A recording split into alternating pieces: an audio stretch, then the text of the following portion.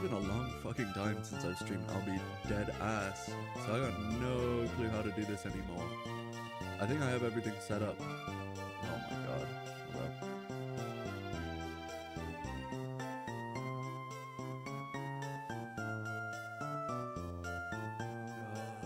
Man, it's been a while. I got my classic stream starting Pokemon music going. I don't really know how loud I am at the moment as well. I'm still setting up a... Oh yeah, it's a bit loud. That's what I thought.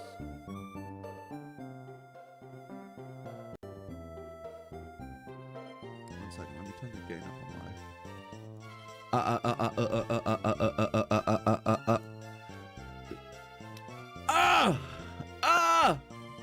Alan! Gotta shout sometimes. Hello. Okay, so I'm apparently streaming on Twitch and YouTube at the same time. Back when I was streaming before, this was not a thing really. So this whole multi-streaming thing. So I have my multi-chat up on OBS. So if I seem like I'm an actual psychopath talking to no one in the chat, just assume that it's probably someone from the other chat, Twitch or YouTube.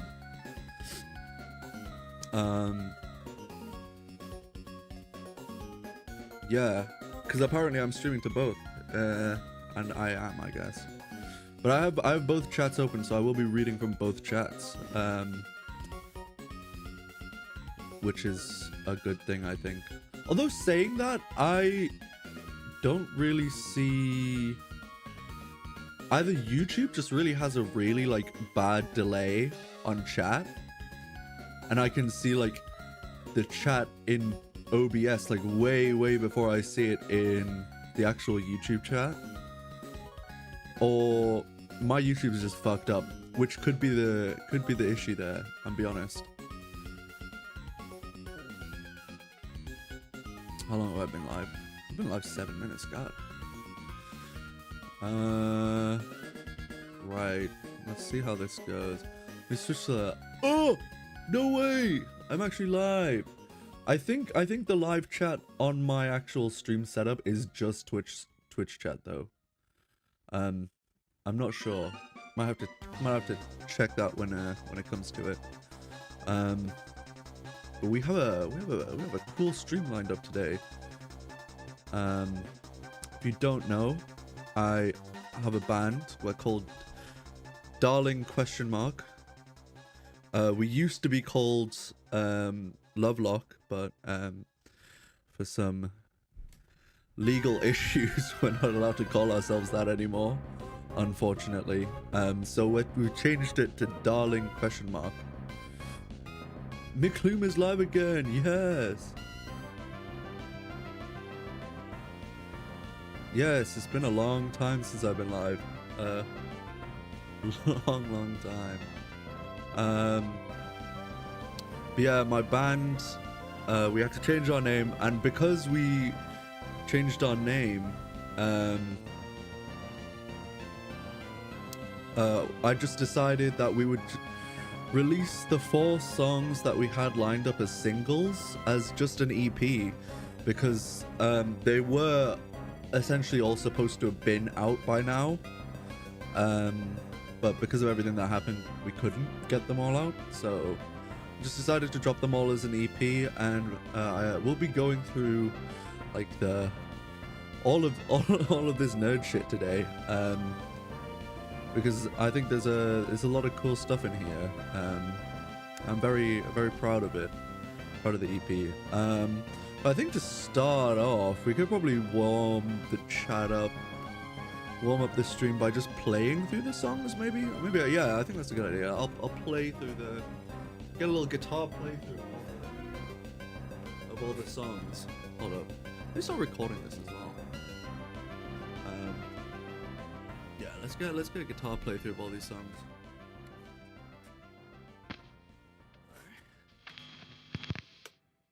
Now you should be able to hear this. My guitar.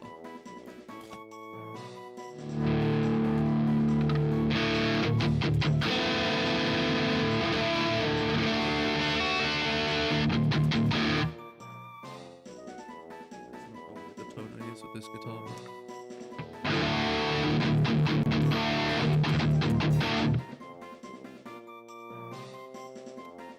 Should be loud enough. Hold on, let me pause Pokemon. I really should have opened up all the songs, but I didn't. Go full cam. Let me move my world's shittiest fucking webcam down a bit so you can see my guitar that I'm playing.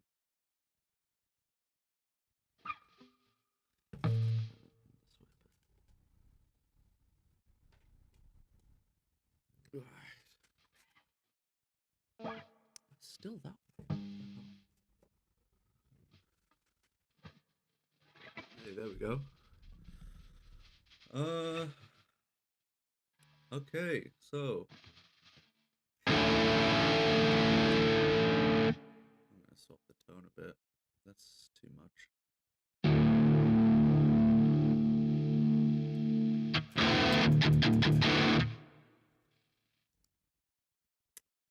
I don't like this for this. The wrong plugin for this guitar.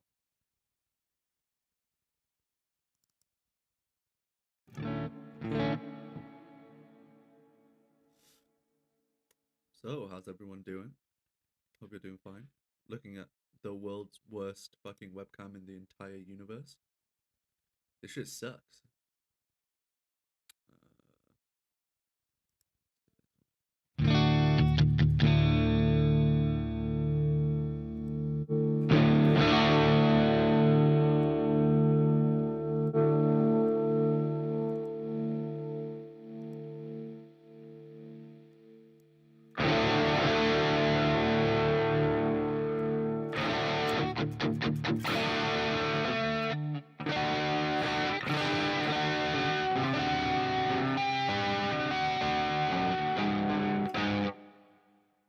I'm out of tune.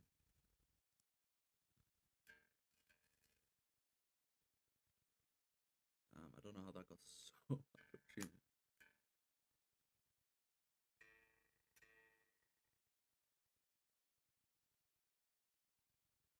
This is my one issue with the headless thing.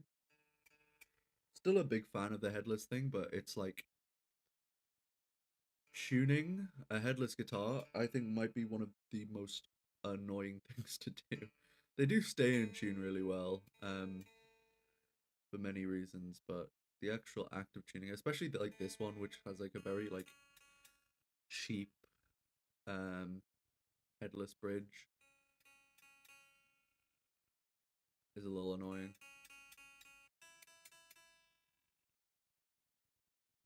I haven't played this in a little while.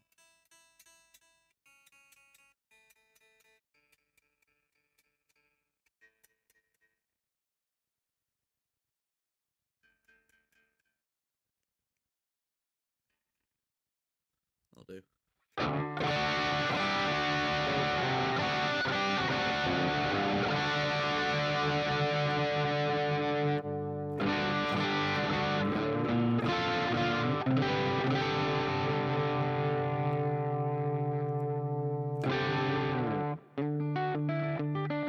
I'm gonna listen to the tone of the actual album. Ooh,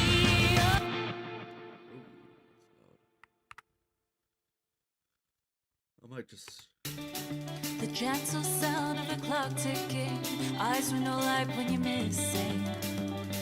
How can I say I'm guilty for all that you do? Is that loud enough? I watch your stare, downcast as I struggle to meet you. I'm scared that I'll drag you beneath me. Hey. Let's just say that's loud enough. Right. Oh, I can hear myself.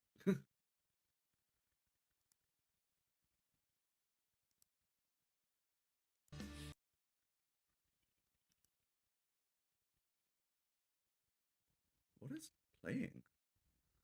Oh, it's coming from my fucking phone. That's why I was fucking confused why I was hearing double. My phone was playing it. Right, let's play this song. This is the first song on the EP, Hazel Gaze. As long as it doesn't crash.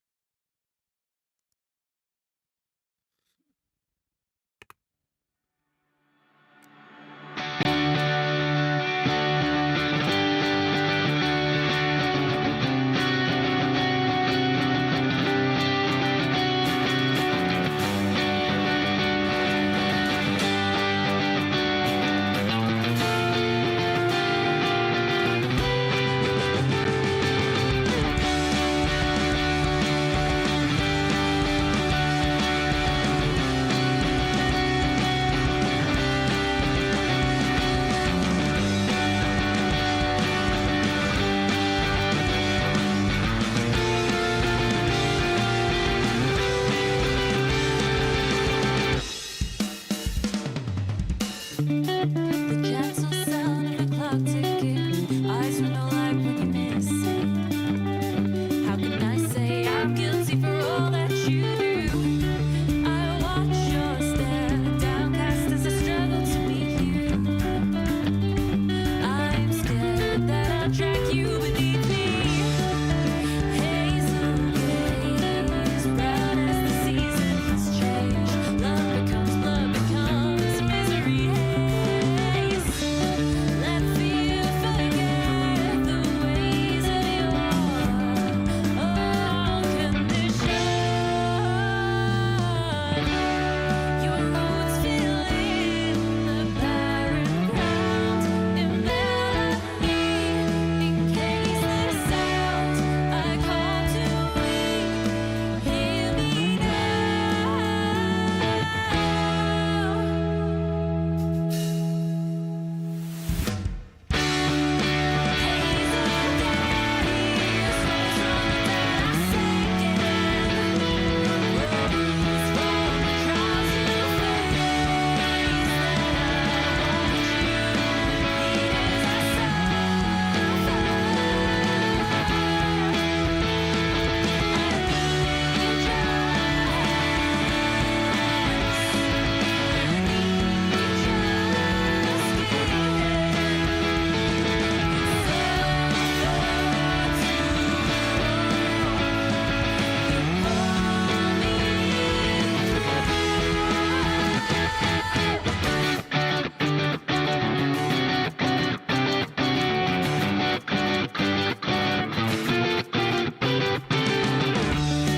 Sickening glare on the masses. How will I find your love laying in the ashes?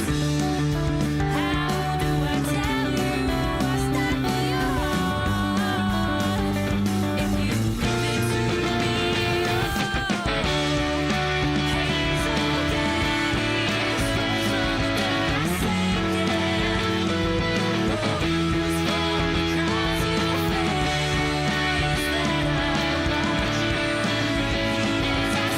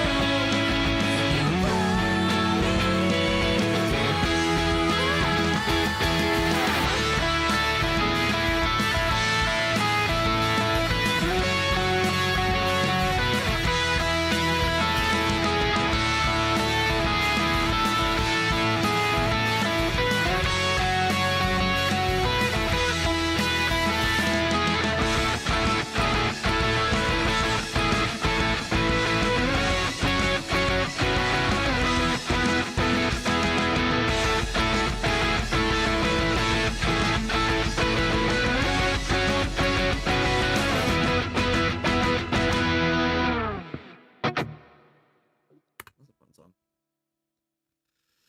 That's Hazel Gaze by Darling, I think I'll see if I can play the other songs just off of here, and then we'll get into the nitty gritty of things.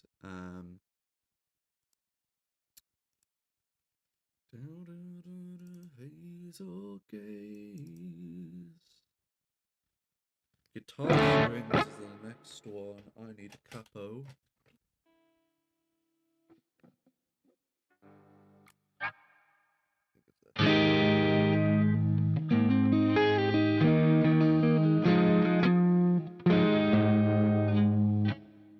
That D string.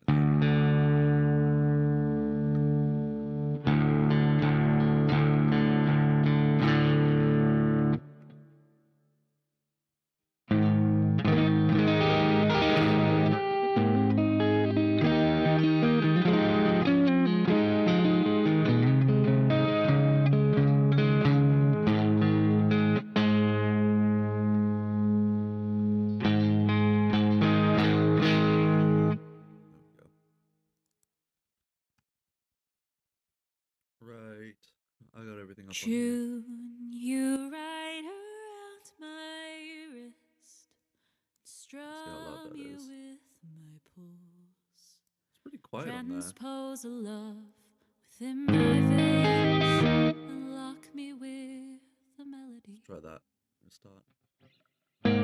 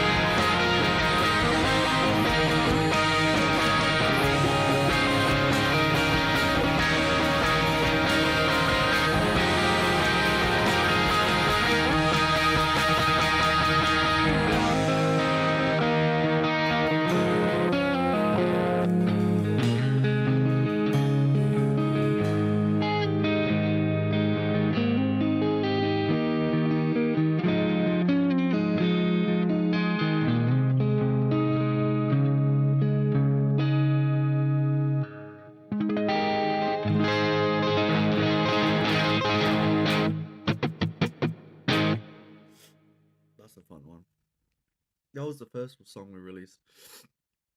So we released that song as Lovelock before we had all the issues. So that song has actually been released twice now. Once as Lovelock, another time as Darling. So I need to tune a little bit. One single string. If I even remember how to play this song, I just don't know if I'll remember how to play this song. Down with Steve redacted.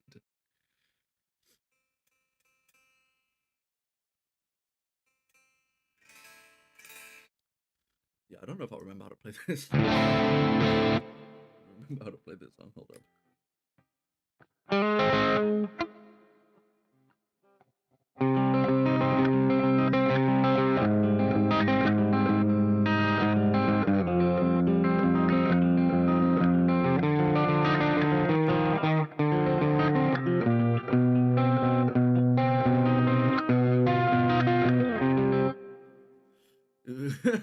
We'll see. We'll see if I can remember how to play this one. Issues sounds like the musical rebellions to the drums. Honestly, tell an Irish person and they'll know what I went through.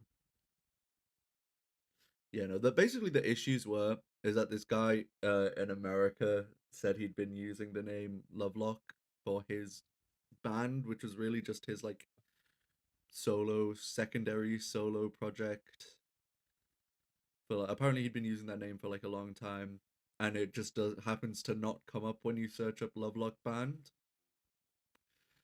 And yeah, he's very adamant that we don't use that name, and that only he gets to use that name. So we had to change our name, which is unfortunate, but it is what it is. Hello, King Noob. How are you doing today?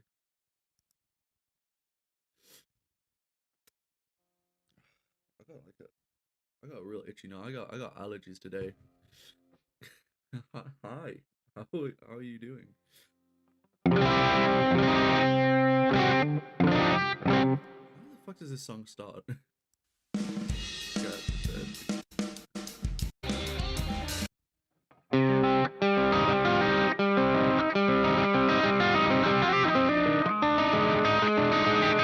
This is not the right tone for this.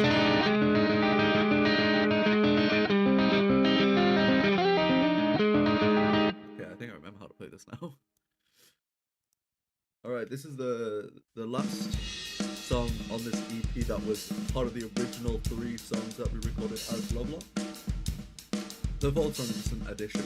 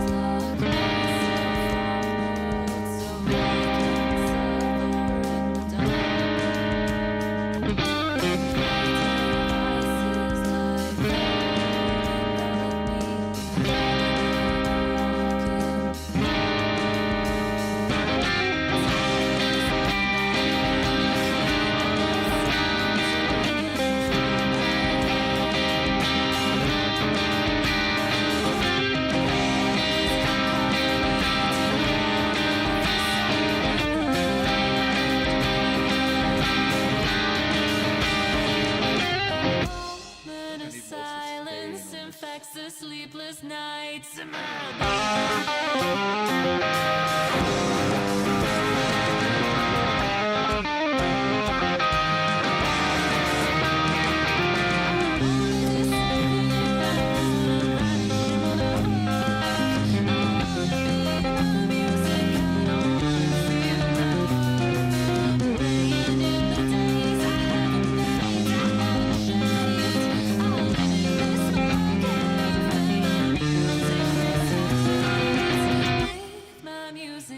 It won't matter if I live or die.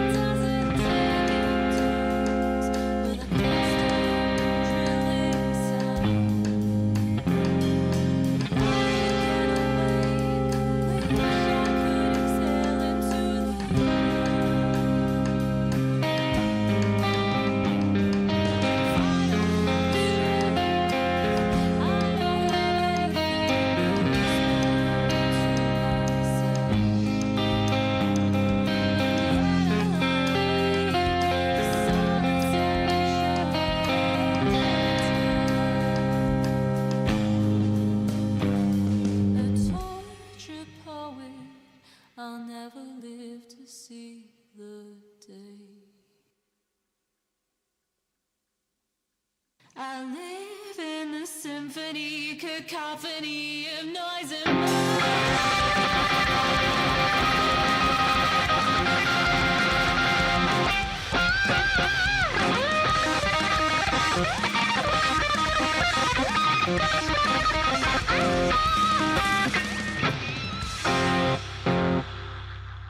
No, we're nowhere near enough gain on this patch for that ending. Super, super gainy patch. Funny thing about that song is that Erin, our singer, initially wanted to call it Tortured Poets, which I immediately shot down because I don't want to be I don't want to have the association with Taylor Swift for a song sounds like that. Turn that noise off. Shelby, what are you doing here? Aren't you like busy doing other shit? Turn that noise off. Also, why are you chatting in why are you in the same chat in Twitch and YouTube? Just had to let the people know.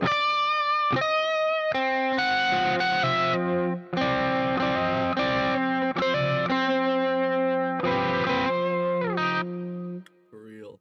Actually, I don't hate Taylor Swift. I think she has some decent songs. I think she has some decent songs, like in the old stuff. Like it's just like turn your brain off shitty pop music at the end of the day. But it's like, absolutely never be associated with Taylor Swift. True. I wouldn't want my music associated with Taylor Swift. Let's just put it that way. Swifties out there, do not kill me. It is at the end of the day just music. Like like you listen to fucking Love Story. What a banger, am I right? I did a cover. I don't know if Aaron's still here. Aaron was the drummer of Lovelock, or Darling now, and he's the person who recorded on all of these tracks, and all of our upcoming tracks as well. But one of the first things we ever did together, in like the very beginning of second year at uni, was a Taylor Swift cover. Love Story, yes. Yeah, it was a cover of Love Story. But we did it in like a 80s arena rock hair metal kind of style. And I'll be dead ass, it actually sounded kind of fire. I might bring that up later. Um, yeah, overall I don't like her music. Also, I listened to some of her like you know how like she had that thing where she like re-released all of like her old music because of the something to do with her management. I don't know. I don't really care that much. I listened to some of the new versions and they just sound not as good as the old versions, I'll be honest. Like the mixes are not as good, I think. Hassan has more viewers than me. Wow. Wow, really? I never would have guessed that. Hassan, one of the biggest streamers on the platform, has more viewers than me. That's crazy. That's insane. Dude, that goes insano style. No way. Okay, we got one more song to play over the album. I need to swap guitars because this last song is not in my funky tuning. It's just in boring ass standard. So I got my boring ass standard guitar here. I was gonna change the tone back up to that one from the beginning. Actually, no. Actually, no. Actually, no. So I actually have the tone that I used on this song here.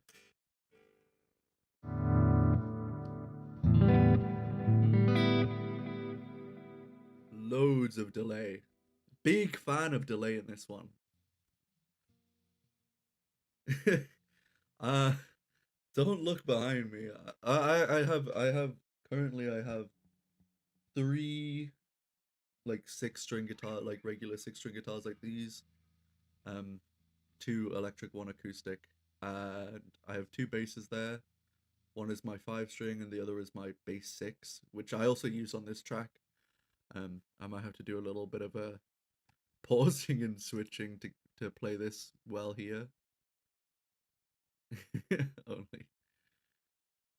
I bet if you met the dude, shut up. Okay, yeah, yeah. So this is my Pliny shirt that I got in 2018 or 2019 on my 18th birthday, at the Pliny and Periphery gig in Manchester, and then I met Pliny last year at a bar before one of his gigs, and I was definitely not awkward as fuck. Definitely not. No, it was terrible. It was actually like fucking. Oh my god, it makes me die on the inside every time I think about it.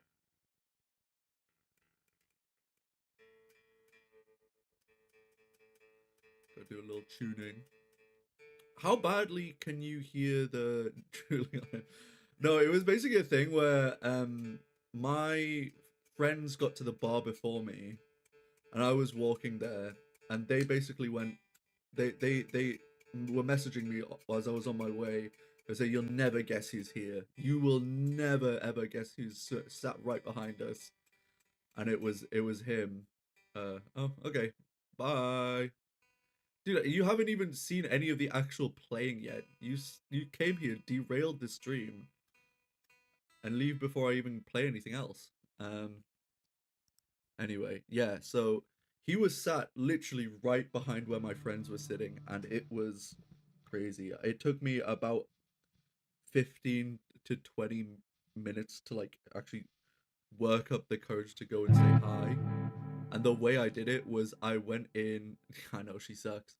And I went into the because we were sat outside. I went into the bar to buy drinks, and then on my way out, I tried to like play it off like I was cool. I was like, "Oh, yo, I didn't even see you there. Are you? What's his name? Pliny?" And it did not come off as cool at all. I just kind of rambled for a bit. And I just wanted to end my life afterwards. It was awful. It was so bad. Yeah, I met Pliny. And all I got was this shirt. And this next song is Cry Diamonds from the EP.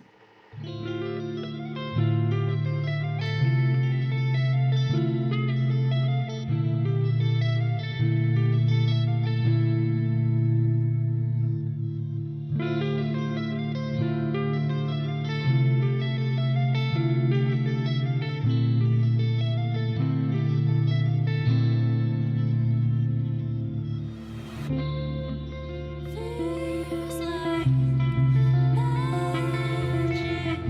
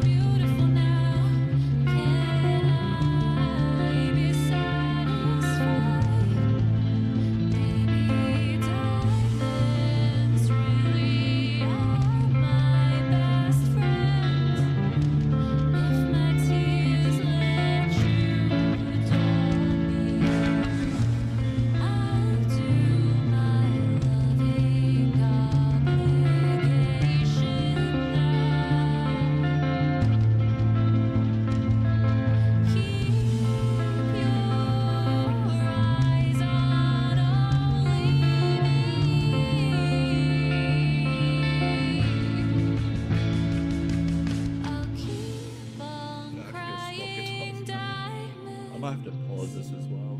This is what I do live, but instead I've got a pedal board where I can just swap tones.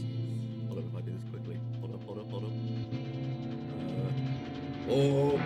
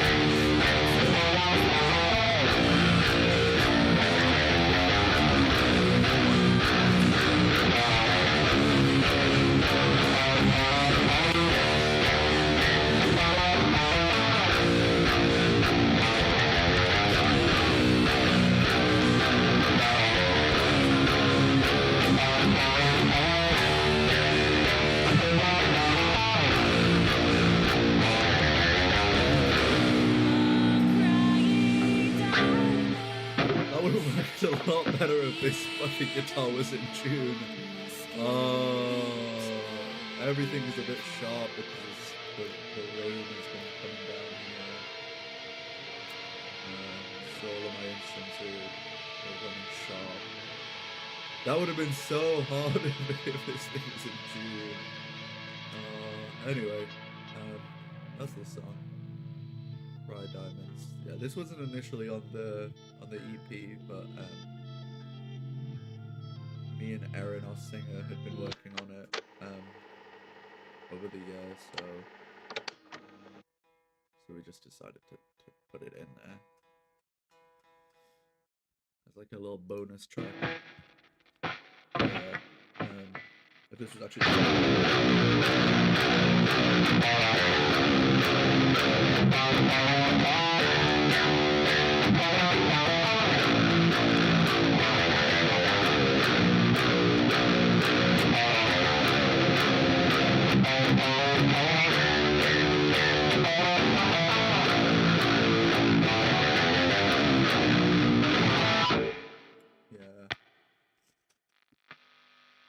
that's a fun one though. What's the tuning software? This is my like pay to win guitar amp plugin that Neural DSP guitar amp plugins. They're sick.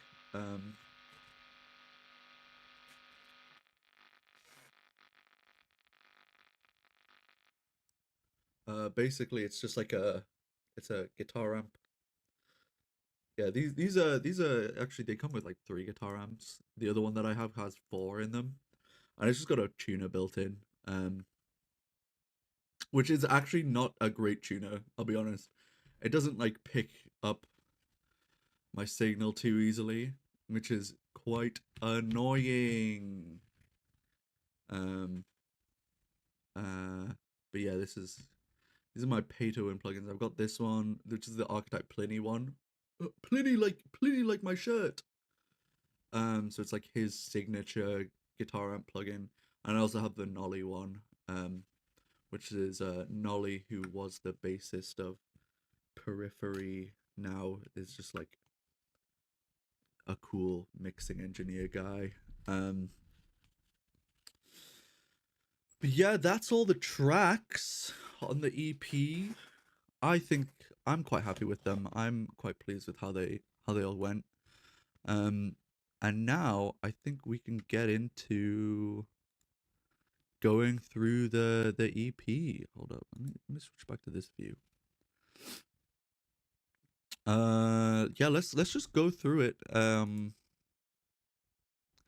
Little piece by piece. There's a lot of tracks on this one.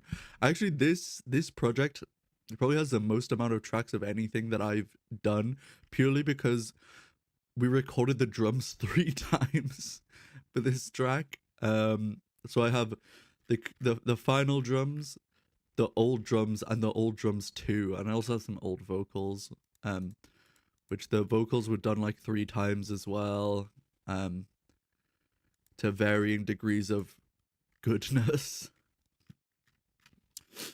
But yeah, how should I do this? Should I just play the track and then we'll go in track by track, or should I just go straight in track? I guess you've already heard the track, so we can go in kind of track by track. Let's start with the drums, because the drums are like my favorite bit. I'm not a drummer. We recorded the drums 3 times. I don't remember why we recorded the drums 3 times, actually, I'll be honest. I think the first time we recorded them, they were just not great.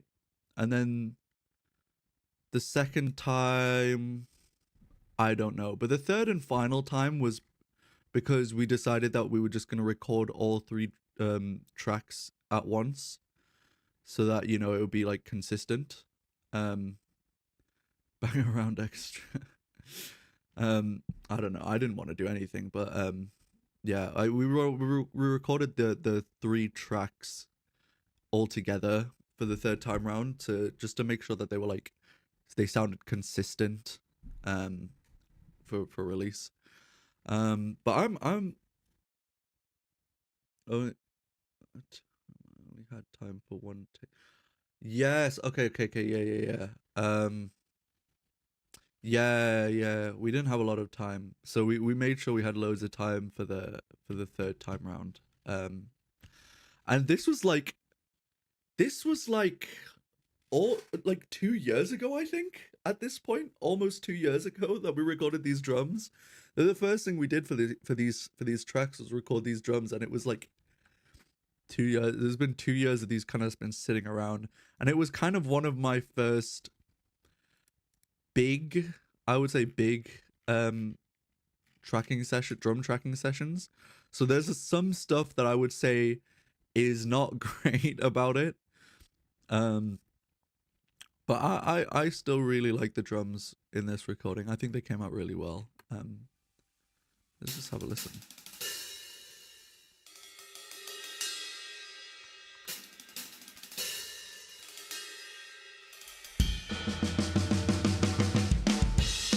So there you can hear one of the main issues that I had with this is that floor tom has so much bleed in it.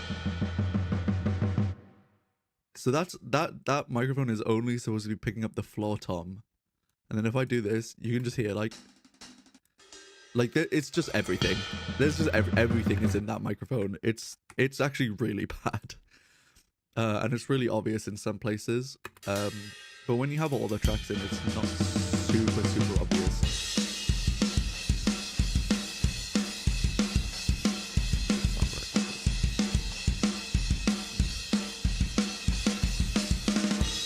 So for this session we had down a little bit for you guys so that hear me a little better. What do we have? We had a kick in and we had a kick out. So 2 microphones on the kick, 2 microphones on the yeah, I know, right? 2 microphones on the snare. We were rocking 2 toms, spot mics on the ride, and hi-hats. We had 2 overheads. To my chagrin, we had a mono room and a stereo room. I wanted 2 stereo pairs, but I think I was being a little over, you know, it was a little much for my first like drum session.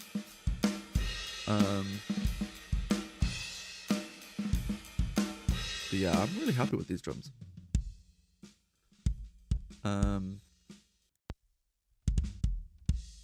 Kick.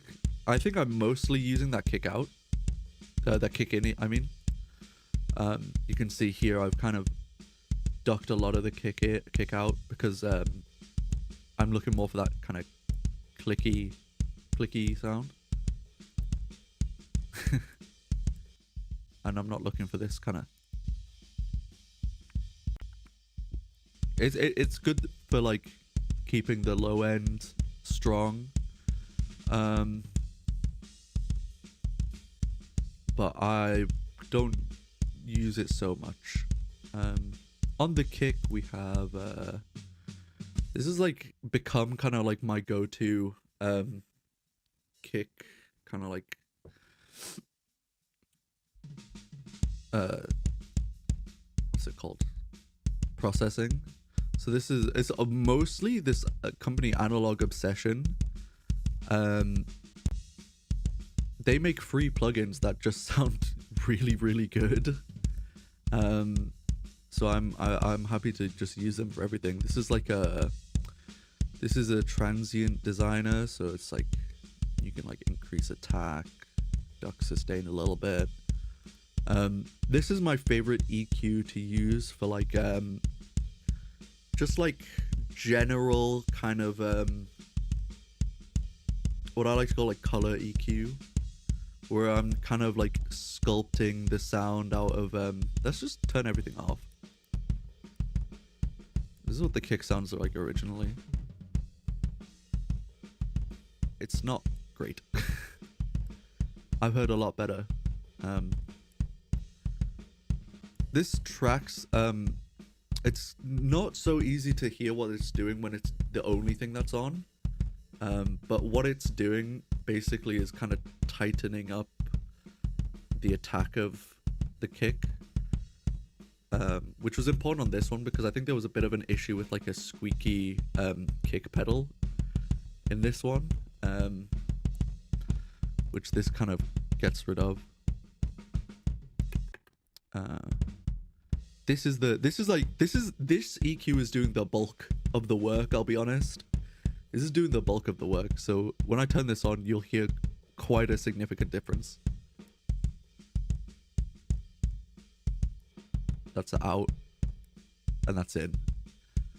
So this is like doing the majority of the work. I'm like cutting a load of mid-range, boosting low end and high end to give it like a really like aggressive kind of V sound. And then you gotta compress it.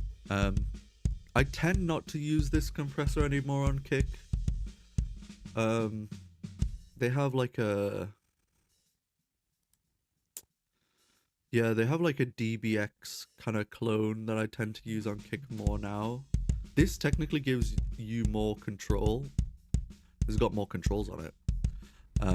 But I just kind of prefer the sound of the other one. The whole thing about compression is that it's like, I don't know, it's very like taste driven, and there are quote unquote right and wrong answers. People will tell you, like all the kind of like mixing gurus will tell you there's right and wrong answers when it comes to like compression, like never put an LA2A on snare, and as you'll see later, I put a LA2A on snare and it sounds great. So yeah, this is like a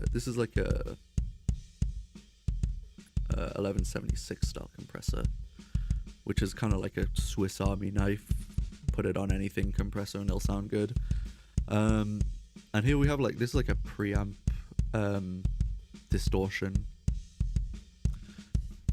It's not doing a whole lot, but it's just kind of warming it up. And then this one's good because it's got like a high and low EQ section, so I can scoop it out more. And then finally I have this is like my quote unquote mixing EQ, where I stick on like a regular EQ and like carve shit out manually. So as you can see here, I'm like cutting what is basically like the muddy frequencies and boosting the high frequencies to get more click. This one does a lot as well, so you'll hear this.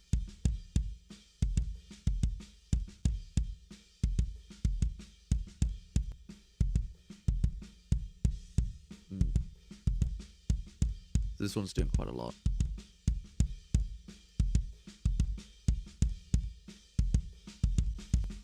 But this one I'll add this in once everything else is mixed. And this is just to kind of like get everything fitting more. So you can see I kind of did quite a large boost in the high frequencies to get that kind of clickiness that I like. So like off, everything off, it's like kind of a flabby kick. It's like fine, but like, and then you mix it and it sounds like an actual kick. This snare I did a lot of work on. I did this little trick that I do on snare to like mute the bleed. So basically I double the snare track, flip the phase, and then compress it to shit. And what that does is basically, if I take this off, you can hear that there's a lot of snare bleed. But it just like, it's like a magic, it's like one of those like life hacks type things that get rid of all the bleed, so you can like boost way more high end into the snare. I mean, it's kind of crazy, like without it, how much of this like cymbal bleed there is in that snare mic. And then with it, it's just gone. And I'm not using a gate at all on this snare, other than that little trick. Like I have a gate on, but I've turned it off. So what am I doing on the snare? This same SSL style EQ is doing a lot. Yeah, it's really. I think I learned it from Nolly, but like, I think he probably found it from somewhere else. This was already quite a high snare. So I'm kind of, yeah, I'm still, this one I'm boosting a lot of high end into that. And then I've got a second EQ boosting even more. Damn, I'm using a lot of treble into this. I didn't realize how much I was boosting into this. And then here's the thing, LA2A on snare. Oh no. But I always found an LA2A is just like a very transparent compressor. And yeah, it's a bit slow, but like, I don't really care. And it seems like I only did one little move on this EQ here. And what I'm doing there is I'm actually cutting out the kick from the snare mic. I'm trying to cut out the kick from the snare mic. There's a bit of bleed. That moment would have been perfect to show the toms. Well, I don't really want to show the toms because of how bad that bleed is. There's nothing, it's kind of all the same kind of deal. The toms, I'm doing kind of more of a general EQ curve on the toms because they're not really hit that much. I think we had a Sennheiser 421s, MD 421s on the toms on this track, which I don't really like that much, but it's what we had. Oh God, you can really hear that bleed in the tom mics. It's so bad.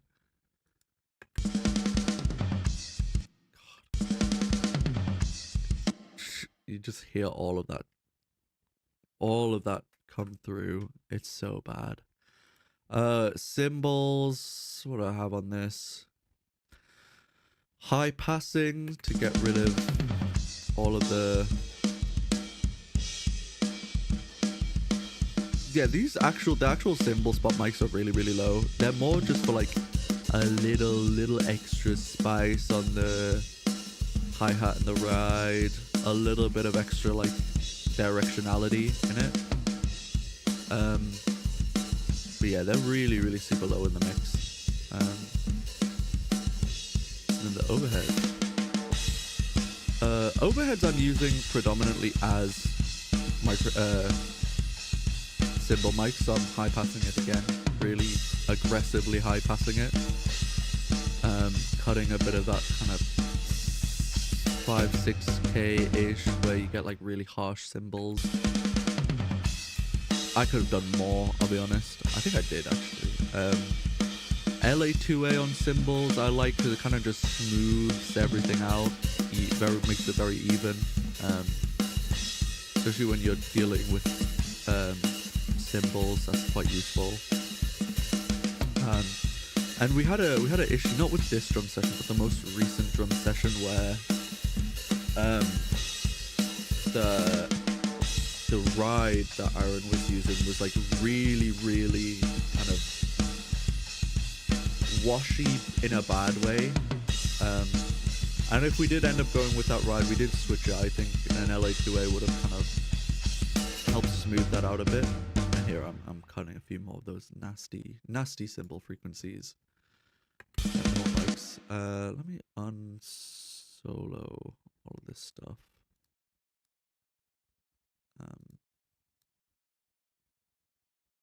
So we can listen to the room mics by themselves, because the room mics by themselves very interesting. So this is my center room mic. As you can tell, it is crust to shit. This I don't know what this compressor is based off of, this Analog Obsession compressor is based off of, but whatever it is, if you turn it up even the slightest, it only looks like it's like doing like a little, like not loads of compression, but it's just fucking kind of gross sounding. Like without, like it's already a kind of like a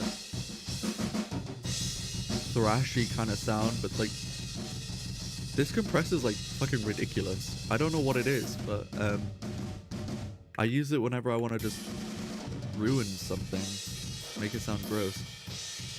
I did a little bit of sculpting on it. Again, this is to get rid of that kick sound from the track, because it was getting in a little bit too much, a little bit annoying there actually. And then a saturator. This is just like the Melda Productions free saturator, and I like it because I don't really have to think when I use it. I just put it on and it sounds there's saturation on it. And the second room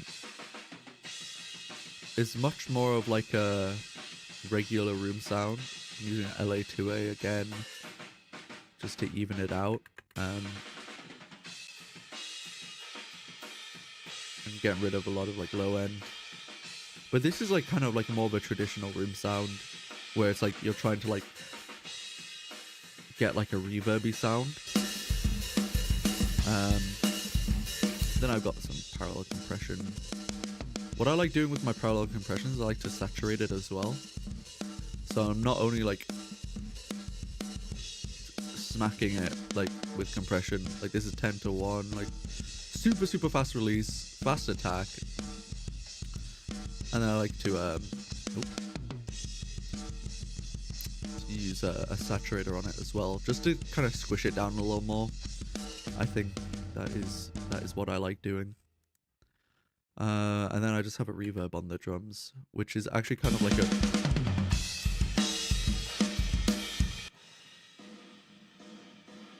I think I have a reverb blindness, because when I put reverb on drums, that shit goes crazy. I go insano style with it. This one I pulled it back way, but like when we get to guitar strings, which is the next song, you'll hear just how fucking like reverb blind I am, especially with drums. I just want everything to sound like an early 2000s like pop ballad, pop punk ballad, where the reverb's insane. So that's the drums. I think the drums came out pretty well. We won't have to go super in depth with the rest of the tracks. But what's next? Let's go to bass next. Whoa, we're at a cool part of the bass.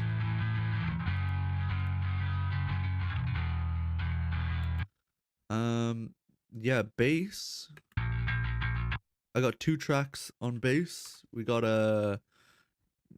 It says clean. It's kind of like a not so dirty and a dirty one. I think we actually have three levels, actually. 2 levels of dirt, yeah. So this is the quote-unquote clean. It's not that clean. When we were recording, our bass kind of had a few little issues with the high end. So there's a lot in here of me trying to like tame that high end. So we've got a compressor going on, and then I'm scooping out some 2K before it hits the amp. So this is an amp plugin I'm using.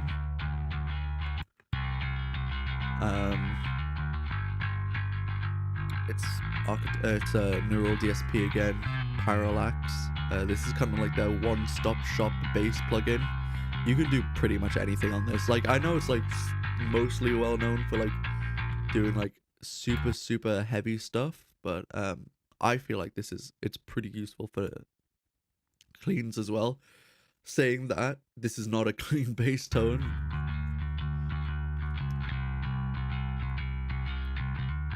I mean, I have the drive set to 0 actually, so this is pretty much as clean as it goes, but it was recorded quite hot.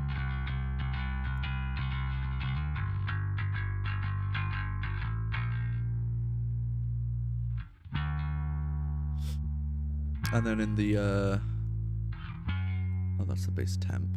On the bass bus, we have just like EQ. This is actually a bit of an odd looking EQ for bass, I think.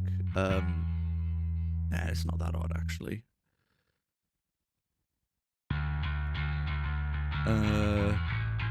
Compression. I actually would normally compress bass a lot more than that. Actually, I don't know. I can't really tell. And then a multi-band compressor for bass and heavy guitars. I always stick it on to like tame low frequencies, because they can get out of control really fast. So this is the quote-unquote dirty, the dirty channel, but actually I feel like it sounds less intense than the clean channel. I don't know. Don't ask me. I didn't do this shit. I mean, I did do this shit. But it has just that a little bit more gain, especially on that the high gain helps it stick out more, especially when you're doing stuff like this, like chords, which we have in the end. It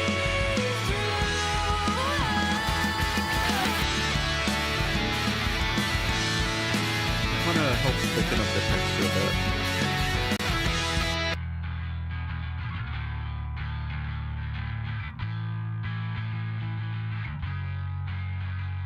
And then this highest gain tone right for the end is literally...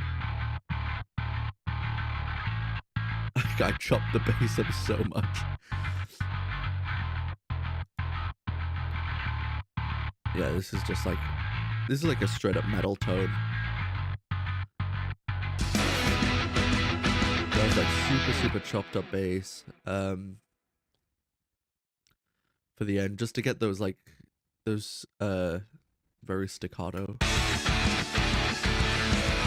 I did a lot of editing to the guitar as well to get it not like this much, but I feel like it's important for the bass to be really like really solidly like in time like that. While we're here, let's quickly have a look at the strings and the keys. We actually have a keys player now. I used to do all the keys, but now we actually have a keys player. So the keys in this track, we've got basically just piano and organ. The organ is just like I love organ. I love like Hammond organ in everything. So I shove it in everything, even if it's like not the most appropriate. And it probably wasn't the most appropriate thing for this band, but I feel like we've made it like a thing that we have organ in our tracks. And I think it's a good fit. But like if you listen to it, it's by itself.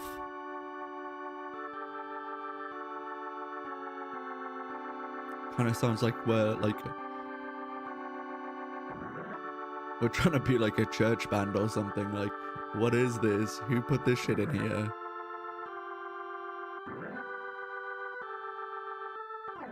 but I think it fits with the vibe.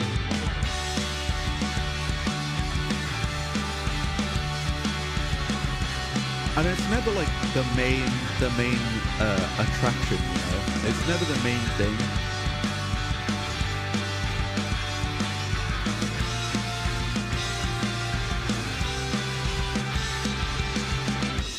Yeah, it's never the main attraction, but it's there, especially here.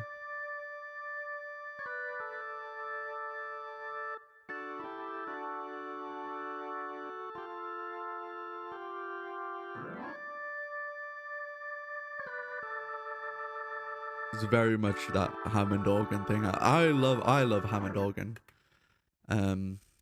But you know, it's not really for everyone. And then we have some piano here in the chorus as well.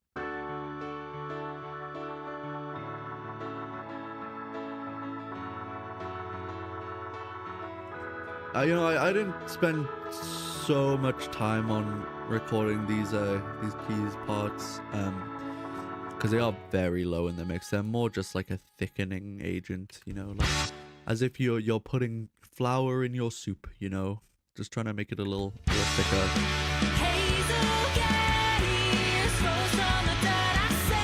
So they're definitely audible. Like if I take this out,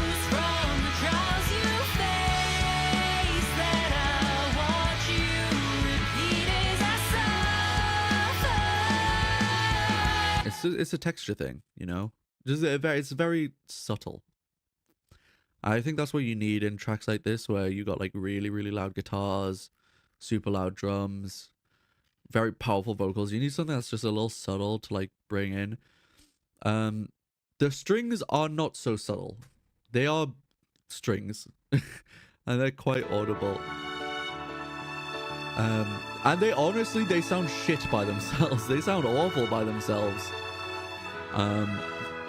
As you can see, I try to do some like enveloping to make them sound good, like dynamics editing. But I don't know what I'm really doing with that. But the strings, they kind of sound a bit shit by themselves. Because I'm using fucking BBC Symphony Orchestra Spitfire, the free Symphony Orchestra plugin, which honestly is very good for being free. But yeah, let's have a little shoot. Just wanted to show that.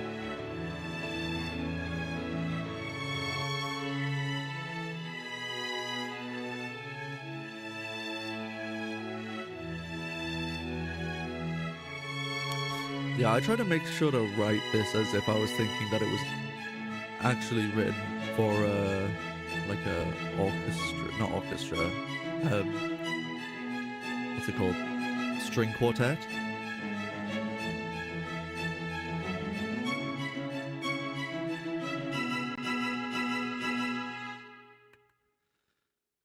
Yeah, but they kind of just sound a bit ass. Piano is the only thing that goes through the end.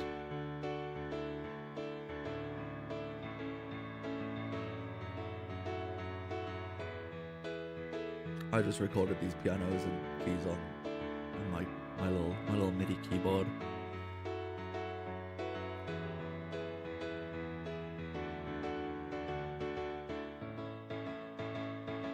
And again, it sounds a bit shit by itself. But it's because it's like a layering thing. As long as kind of fit with everything else, I think it sounds fine. Would I have liked to have recorded them on an actual piano? Yes, sure. Did it really need to be? No, not really. So guitars. This is the fun bit. There are a few channels of guitars. We have 4 channels. We've got a clean, crunchy, heavy, and a solo. All of these are also like double tracked. Because there's only one guitarist in the band, double tracking helps keep the guitars sounding correct. I mean, double tracking is like probably the most common recording technique in like modern history.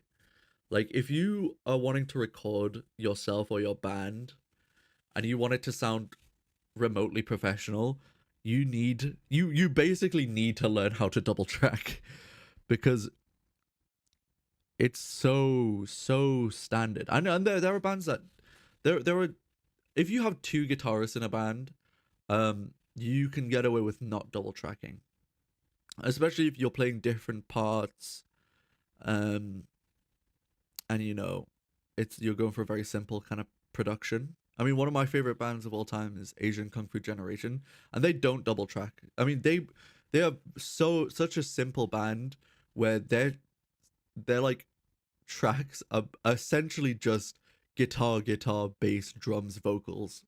Like it's that simple. Which I try to keep a little bit of an ethos of, in that, like, you see, I'm not really stacking guitars so much anymore, apart from at the end, but that's kind of like a necessity because I'm playing a solo. But like you can hear from the start, it's like so what I'm doing there is I'm playing the same part twice and then panning them hard left and, well, I'm not actually panning them hard left and hard right, am I? 80%. I was basically panned hard left and right.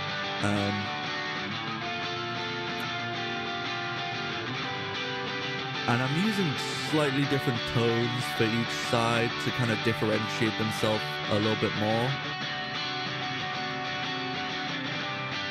So this was either this middle amp, this one I believe it's using, yeah, this first quote-unquote clean amp, but I'm pushing it quite a lot. So each side actually sounds quite different. So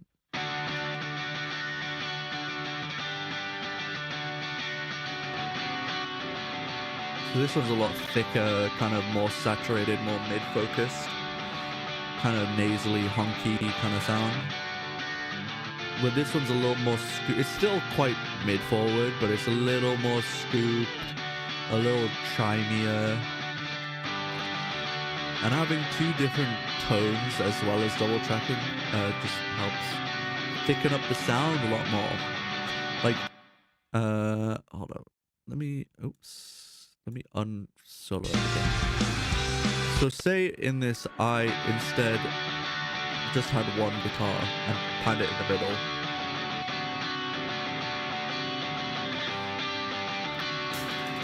Right now it sounds fine, but when everything else comes in,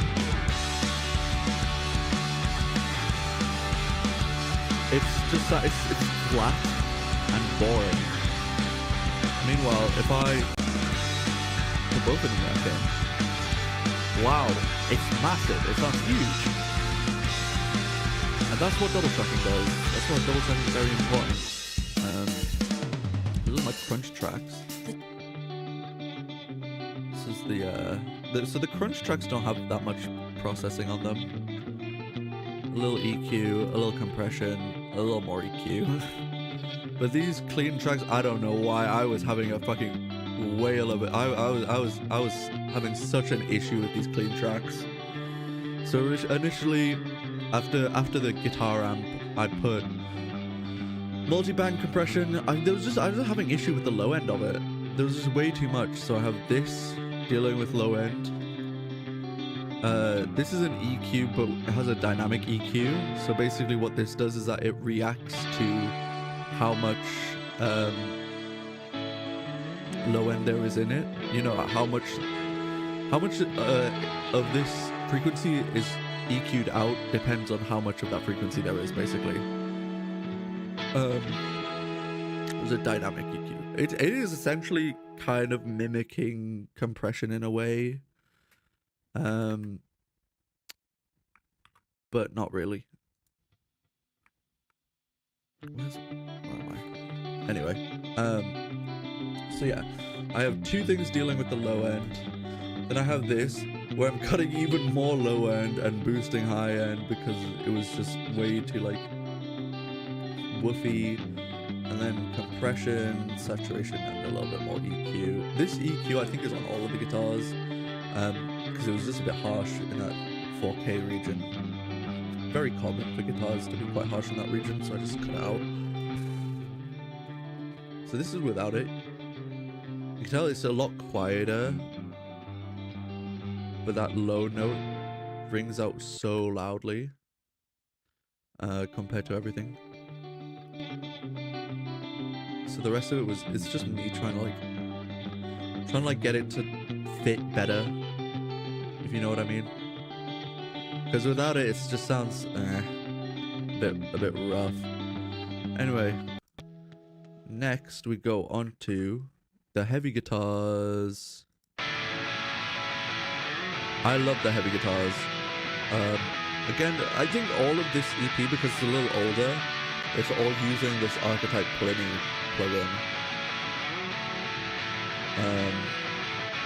Because that's all I had at the time. Now I have the Melody plugin. I'm using it on the new stuff and it sounds really good. So this Grind Some Gears patch I made it for... I did like a little cover on Instagram of a Tosca song, like a Rabia Massad Tosca song. And I made that patch for it, so it was kind of like my attempt at making a Rabia tone. So like very kind of mid-forward, aggressive, high gain tone.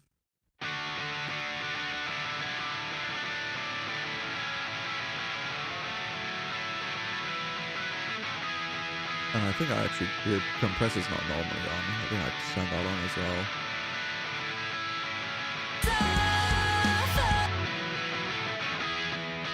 Where this one's a little more of like a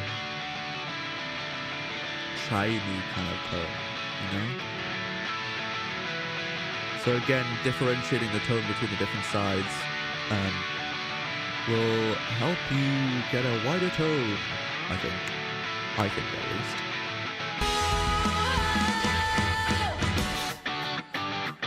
Yeah, so on here, again, I'm not doing a lot. Just like EQ, compression, saturation, a little bit more EQ. So there's nothing fancy going on here. Just making kind of smart moves.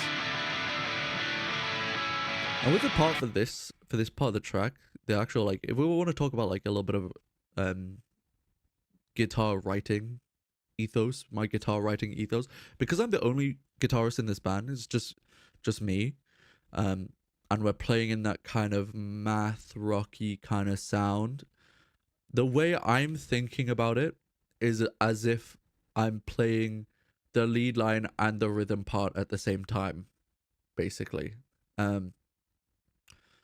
So hold on, let me grab my guitar. So there's essentially two parts going on in this song. There's essentially two parts going on. Let's get it clean.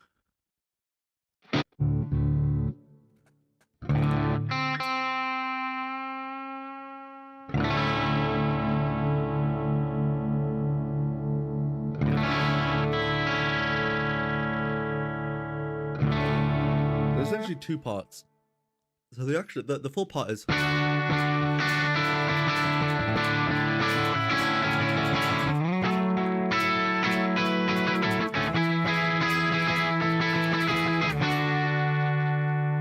so it's kind of like there's like a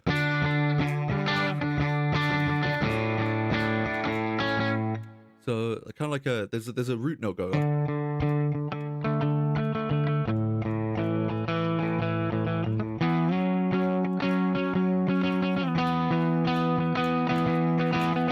So that's going on all the time. But then I've also got this.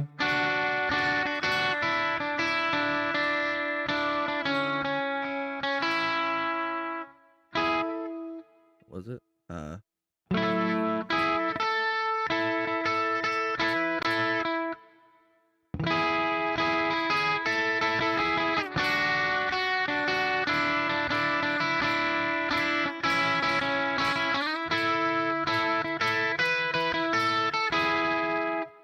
So there's like two guitar parts going on at the same time. I'm just kind of playing them.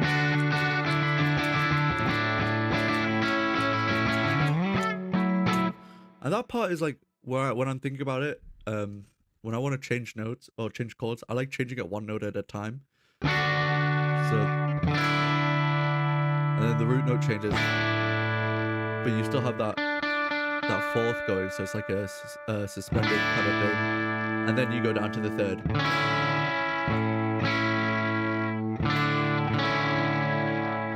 Yeah, that's a little bit of how I think about writing guitars there. I write guitars from time to time. So that's what you're hearing when you're hearing this kind of like.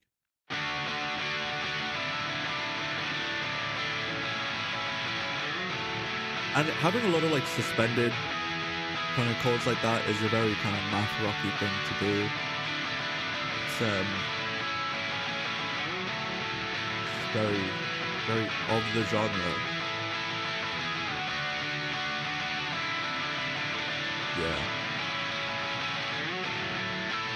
Yeah, but yeah, most of the time I have the guitars double track like that. Rarely, like in these moments, I have mono tracks. Well, it's not really mono. It's mono with stereo effects. So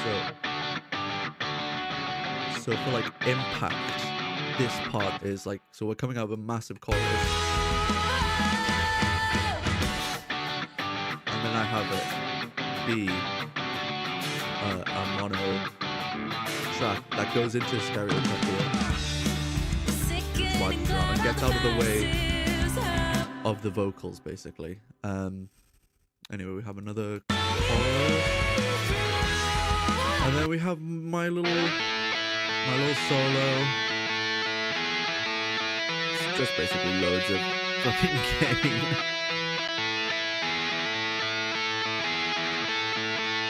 So this is the part that I play live. When we play this live, I play this part. As you can see here, I did a little bit of chopping up as well to get this even. So this part is kind of what a more traditional song with two guitarists would sound more like, you know? Where you've got both actually this technically has 3 guitar parts, because I realized that these 2 rhythms parts are different.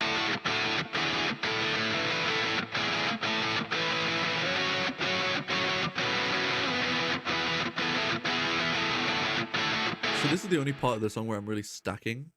I also have these crunchy guitars in the bit before, just because when you drop out from having like stereo double track guitars to just a solo, it can drop a lot of energy, so I just added these in.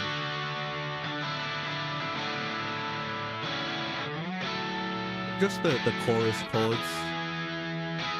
This is more like the bridge because it's in 7.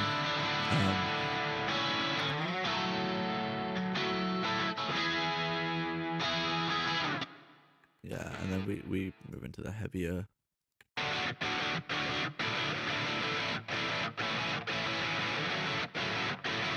I probably could have chopped these up more,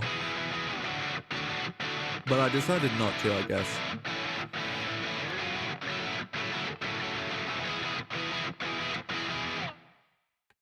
Yeah. Also, I'm doing a little bit of volume automation, not loads. Like at the end here, I'm pulling the guitars down a little bit actually, so that and pushing the strings up a little bit, just so that at the end you have that kind of punctuation of the strings being low.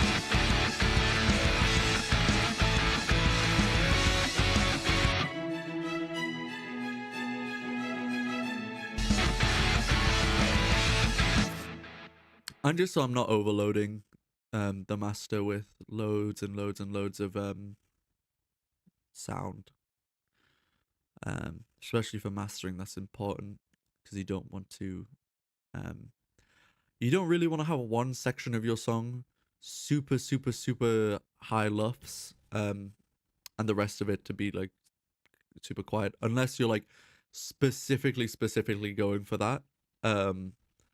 Because what it'll end up happening is that if you master it that way, and you upload it to streaming services, they'll basically take that super super loud part and normalize the rest of your track to that super super loud part.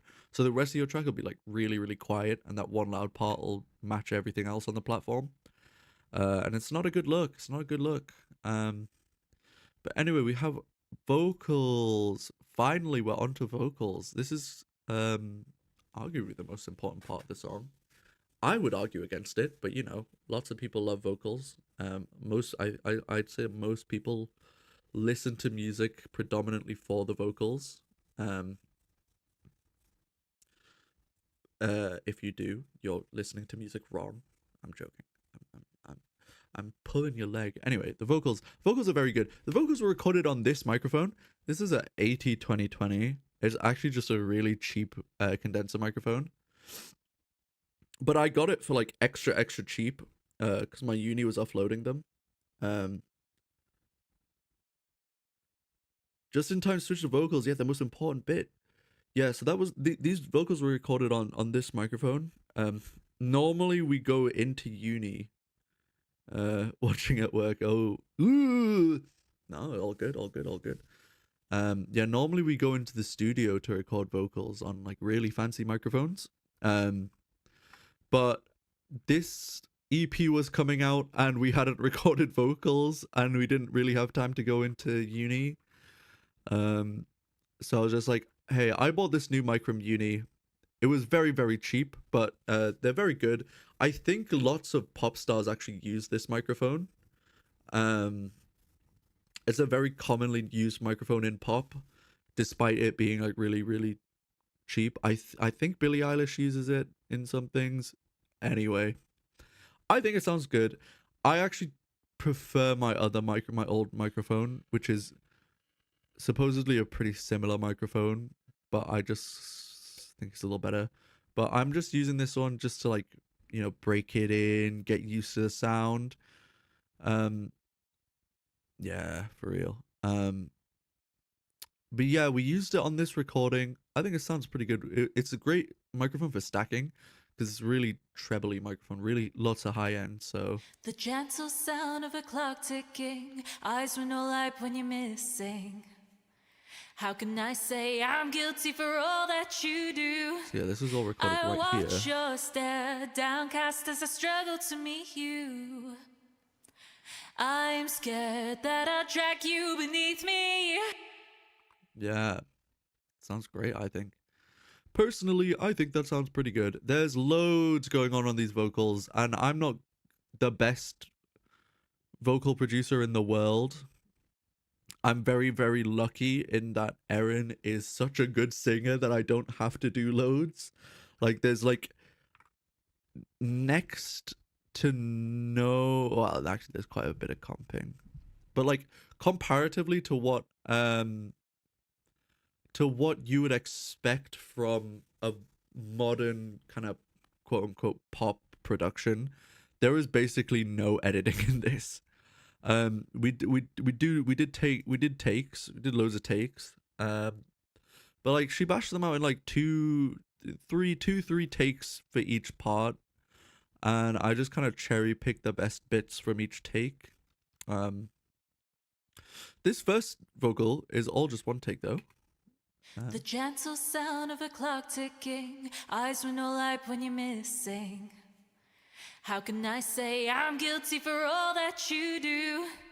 I watch your stare, So, downcast as I do have some auto-tune on. It's not doing a lot. I'll be honest, it's really not doing a lot. Erin is great. Erin is a great singer when it comes to recording. I have it enabled at about, what was that, probably about 75%, smoothing all the way up. So it's like, so basically with auto-tune, everyone uses auto-tune. Everyone uses auto-tune. Oh yeah, takes a lot of different chords. Yeah, I've worked with, I mean, it's all different. Like, I tend to push Erin a little bit more, so we will do lots of different recordings.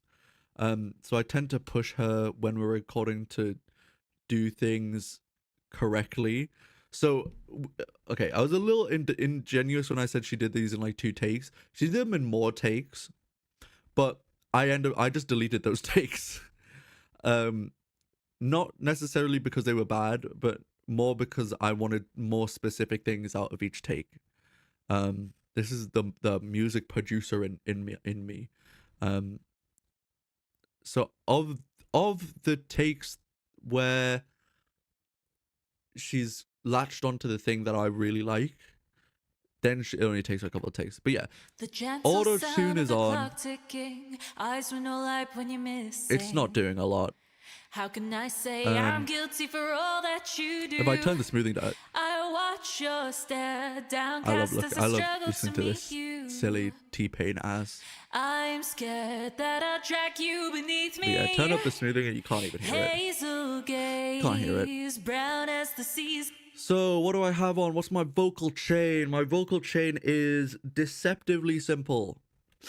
Basically, what we have here, I have a Neve style preamp, a legally distinct Neve style preamp, purely because when we recorded the other vocals on the EP, specifically the vocals for guitar strings, we were running through a Neve preamp, 1076, 1076, 72. A Neve preamp. Oh my god, my brain is like fried right now. Yeah, we were running through a Neve preamp. I just wanted to kind of like tonally match it a little bit more. What this does, it just makes it sound a little more analog, warms it up a bit. If she kind of like, if it peaks, it won't digitally peak. It'll kind of squish it down analog style. Squish it down Insano style, analog style. So this is here because that's what we recorded through in the studio. The gentle sound of a clock Then we ticking, have eyes with no light when you miss. 2 layers of compression. This is just like the classic. This is like such a classic combo of like 1176 plus LA2A. The reason you do this is I set the 1176. I know you're not supposed to mix with your eyes, right?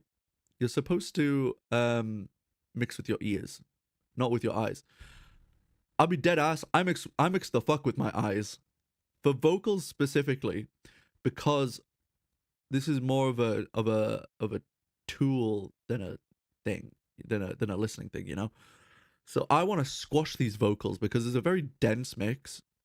Yeah, the analog feel on vocals is definitely the way to go. But yeah, I want to squish these vocals to the point of basically having no dynamics because it's such like a dense rock mix. So basically what I do is I set this 1176 compressor to be just slightly nudging a little bit at the quietest parts. So you'll hear Gentle sound of a clock ticking, it's just kind of eyes with no light ticking when you're along a missing. tiny little bit. How can I say I'm guilty for So all when it that you pops do? up to the louder parts, it I clamps watch down your on it. stare downcast as I struggle to And this meet has a you. super fast release I'm scared that and I'll a drag you. pretty fast attack, just so that it kind of, you know, locks it together. And what that does, it kind of like flattens out the vocal mostly. And then you come in with your LA2A, and what this does is this just comes in and smooths it out. So basically, if you're like looking at it, let me let me do a pirate software right now. Okay, so say this is your vocal. There's like quiet bits and then there's loud bits, right? What I'm doing with the first lot of compression is I'm basically trying to squash these, right? So I'm going from this to something that looks like this. There's a little bit of change in dynamics, but it's still like, but it's a lot more consistent. Then what the LA2A is doing Guys, did you know that I used to work for Blizzard? Back when I worked for Blizzard, we used LA2As and 1176s. Basically, yeah. So basically, this is what the 1176 does. And then what the LA2A does, basically, is it takes this and just nips the little peaks like this. Just nicks the little peaks and kind of softens them. So it rounds them over like this, you see? Makes them a little rounder. And what that does is it just makes sure that the peaks of the vocal, so like when you're using like kind of concussive sounds like C's and plosives, that's the word, plosives, plosives, it doesn't peak, basically. So this way you can push the vocal super loud and not have it peak at all. The gentle sound of a clock ticking. So you'll see on here, I'm kind of aiming for about minus 12 dB. It goes up a little bit, goes down a little bit. And you see this? This is just ticking very small amount. I'm scared that I'll Just drag you beneath on me. the super, super loud parts. And then EQ is basically just making it as bright as humanly possible. Because it's a pop mix and you need a bright vocal. Sound of a clock ticking. Eyes with no light when you're missing. Because I've compressed it so much, I'm not so scared of cutting too much low end. Because it's compressed to shit anyway. Now I've got a saturator. Again, I'm using this M saturator because I basically just stick it on and it sounds good. And then a de-esser because I can't be bothered to do de-essing the manual way, the proper way, so I just have a de-esser plugin. This is a free one. Gentle sound of a clock ticking. Eyes with no light when you're missing. And it works fucking perfectly. I don't know what to say. Like, just stick a de-esser on it. I watch your and then you got reverb on there. as I struggle to meet you. So then we get I'm scared harmonies. That I'll drag you beneath me. Hazel gaze, brown as the seasons change. Love becomes blood, becomes misery haze. Let fear If it works, it works. That's what I'm saying. That's what I'm saying. of your own condition. So yeah, harmonies.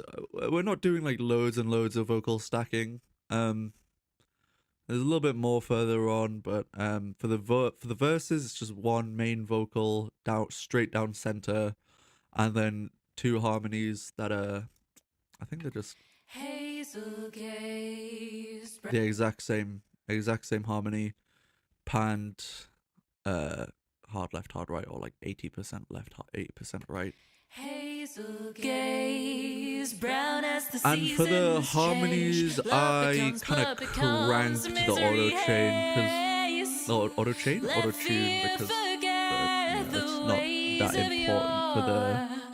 not that important for the harmony vocals to be super like realistic sounding.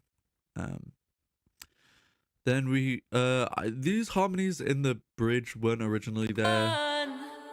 But I just stopped doing it. I was like, Aaron, just stick them on.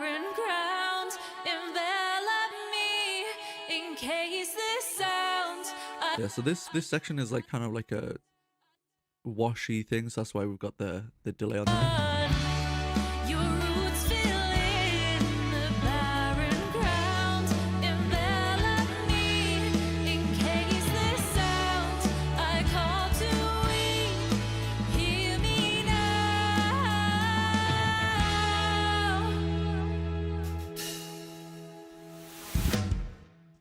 Let's talk about this. This break in between the end of the bridge and the chorus is such an awkward length that since our drummer moved back home to Hungary, we've had a couple of different dep drummers come in for our gigs, and this break genuinely fucks everyone up. It's so bad. I don't know how we managed to write it like this. But basically, the bridge is in 7, and then it comes out of 7. So you would think this last bar, would still be 1 bar of 7 and then go into 4, but no, it just goes straight into 4. Like if I turn the click on, so we have 7 here. Your roots fill in All the in 7. barren ground, envelop me 1, 2, 3, 4, in 5, case 6, this 7. 1, 2, sounds 3, 4, I 5, call 6, too 7. You know. weak. Hear me now. So this. But no, it just goes straight into 4, and it's like, what? 1, 2, 3, 4. It's 5 bars of 4. It's like such an awkward length. I don't know why it's written like this. It's just been like this ever since we wrote it. But yeah, it's a really awkward length. But I guess Aaron knew how to do it. Hazel gaze rose from the dirt I sank in, rose from the trials you faced. And then in the chorus here, we're double tracking the vocals, the main vocals, because again, you should be double tracking everything. And again, we have 2 harmonies, but instead of being in unison, they're an octave apart. So actually, alone, they kind of sound a bit odd. Hazel gaze rose from the dirt I sank in, rose from the trials you face, that I watch you. And I think Aaron was actually struggling a little bit with that lower harmony. But yeah, double track your vocals. Hazel gaze rose from the dirt I sank in, rose from the trials you face, that I watch you repeat as I suffer. I might be delay blind as well, I'll be honest, I because that is a need crazy your delay. hands. I need your skin. If you've got a good like stadium, yeah, it does kind of, yeah. Yeah, I kind of get a bit echo blind. But yeah, if you're working with a good singer, they should be able to get good double tracks. Erin is like weirdly particularly good at double tracking. Like out of everything that she's good at in singing, double tracking is weirdly like the best thing. Like some of them were like, it was weird because like they would the phase would align and it would just sound like it was one vocal. I was like, Erin, can you do that like a little bit worse, please? So it actually sounds like a double track. But yeah, she's great at double tracking. You suffer too. You pull me through. Now, as you can see, I only have the delay on the main vocal. Just because I don't want to like, what's it called? Bury the vocal too much under ambience. Second verse, I really like the harmony. The harmonies that we had originally in this second verse, I genuinely hated. So we worked them a little bit when we were recording it for the final, and I think we got some really good harmonies on this. It starts off unison, but then it does actually move into like a 3-part harmony towards the end, which I think is good. The sickening glare of the masses. How will I find your love? Laying in the ashes. How do I tell you I stand for your heart? If you give it to me, oh. Yeah, like right here it goes into 3-part harmony. How do I tell you I stand for your heart? I really like that harmony. When we're recording it. Yeah, Erin's good at harmonies as well. Sometimes not so good. Sometimes I need to like kind of push her a little bit to get the correct harmonies out of it. But for that one, it was really easy. Super good harmonies. Yeah, this is just the same as the. This line we had a little bit of issue with. This main line. Just in terms of getting the emphasis on the right words. Because like The sickening glare. originally she was putting the emphasis on the sickening glare of the masses. I was like, why would you put the emphasis there if you the emphasis of the line is the sickening, like sickening glare of the masses? Shouldn't you put the emphasis on the sickening part? So we did a couple of different takes of that. And back to the chorus again. Oh, hazel gaze rose from the dirt I sank in. There's a little bit of a change Rose here and from the there. drowsy. It's nice to not just copy paste vocals because you can slightly change things. Like Erin, I think towards the end changes some of these Hazel some of the main gaze lines. rose from the dirt I sank So this is all the same. Rose from the trials you face that I watch you repeat as I suffer. I need your hands. I need your A harmony that changes it. skin. This line here. You suffer too. You pull me through. So yeah, just changing those last two lines a little bit from Suffer too. You pull me through. You suffer too. You pull me through. yeah, just those like little changes are really, really nice. And even if the changes are more subtle, even more subtle than that, I think you can get some really, really good vocals. Keeping things sounding natural, you know? None of this like over processed garbage, man. Just keep it natural.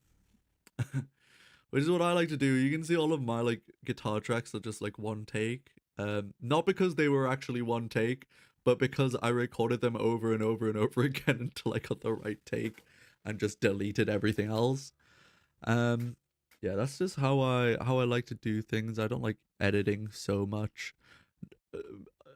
Partly because I'm not great at editing, and mostly because I just think things sound better when there's a little bit of like these vocals are not these vocals are not entirely in time. The drums are not snapped to the grid. I don't necessarily have a problem with that. In some genres of music, that's what it needs. But I think for us, I think it was just it's unnecessary to do that. Until the end, like obviously at the end I've got these like super chopped up parts, and I ensured that the kick was like perfectly in time, because there's like even like a little bit of like there's like a little bit of quote unquote double kick. It's not double kick, you can do it on one pedal, but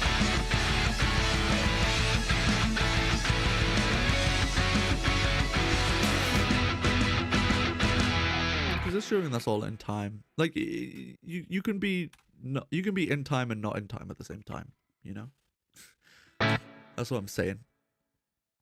I'm speaking out my arse right now. I'm actually just speaking out of my asshole. But yeah, that's Hazel Gaze. This is the first song that we wrote as a band. It's finally out in the EP.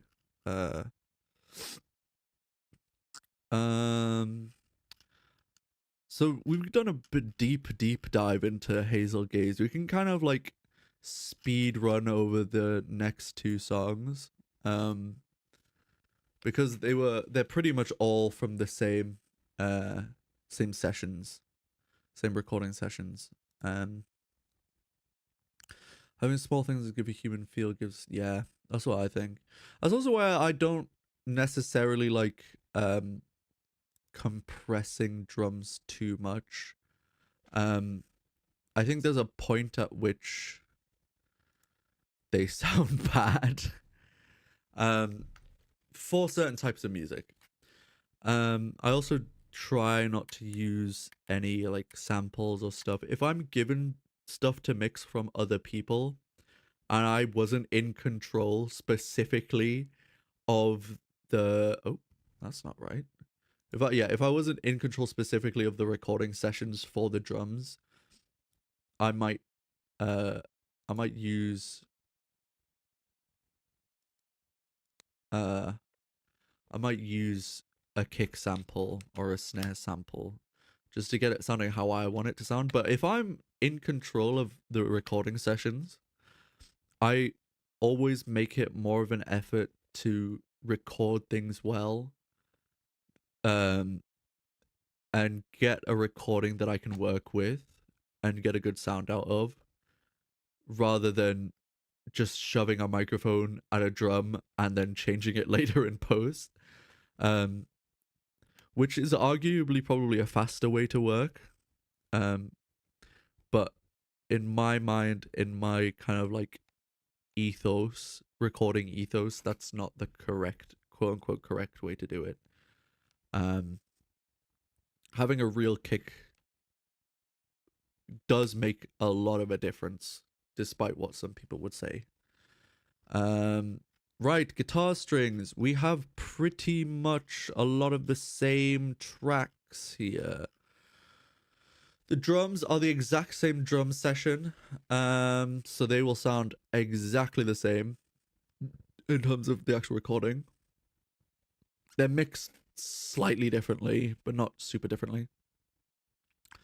There's a lot more bottom end in the toms because there's a lot more tom usage in this song. It's at the start. At the start, we've got this big kind of heartbeat sound. Oh, wait, hold up. I forgot to add my thing so that you can hear it.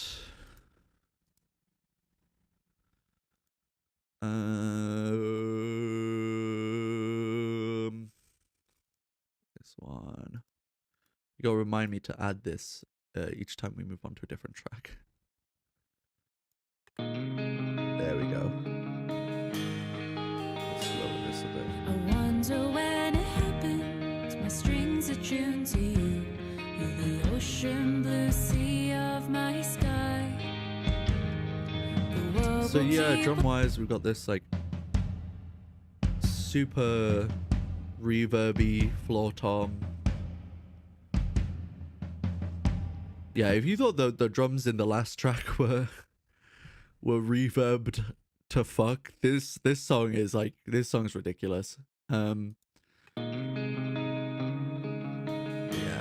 very happy with how the drums sound in this I one. wonder when it happens. My strings are tuned to you.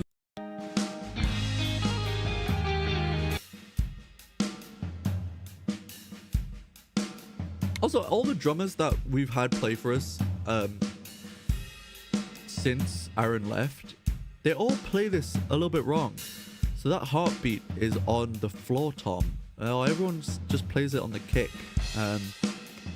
Which, you know, it is what it is. I'll tell them to play it on the floor, but it's easier for them to play it on the kick then. It's easier for them to play it on the kick at the end of the day.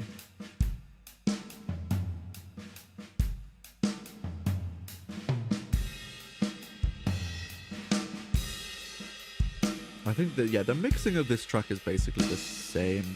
I've just like boosted the drum reverb loads, and you can hear that bleed here. Yeah, annoying bleed.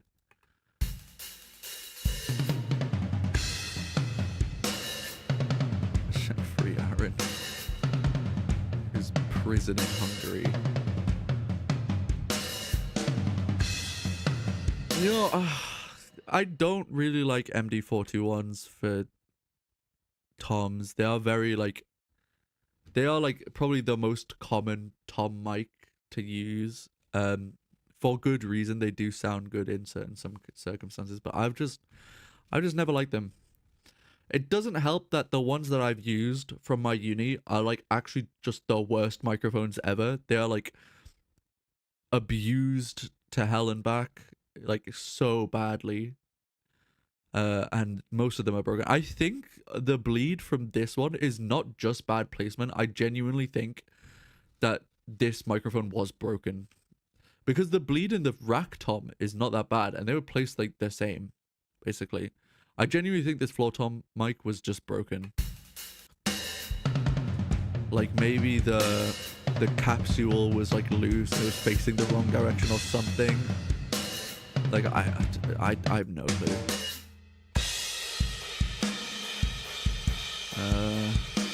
Yeah, no, that was just a bit annoying. Okay, what else do we have? Oh, we have live just use the vocal mic, trust me. To be fair, I've used MD41s on vocals before, and I think they sound better on vocals than they do on floor toms. Yeah. But yeah, we have live strings on this. We have two whole tracks of live strings. Because we managed to wrangle a violinist to play on this. Not a violist or cellist, just the violinist. But she managed to do both violin parts.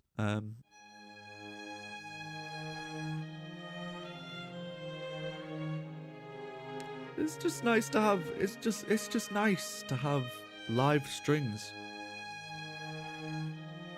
I mean, alongside the not live strings, but you know. Having the live strings really helped in this section with the pizzicato. Helped it just stick out more, because without it, it was really difficult to hear.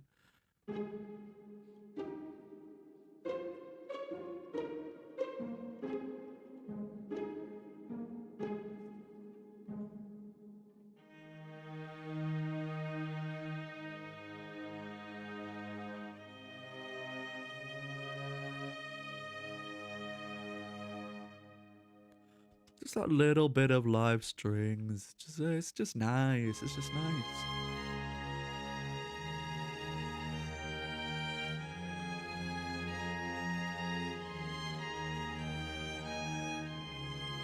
I can't remember what microphones we ended up using on this. We had 3 microphones. Maybe we had 2 close mics and a room mic, I assume. Or maybe 1 close mic and 2 room mics. I can't really remember. That session was a bit of a blur for me, I'll be honest. Because I was stressing because the strings, the violinist, Erin had found the violinist. Erin knew the violinist.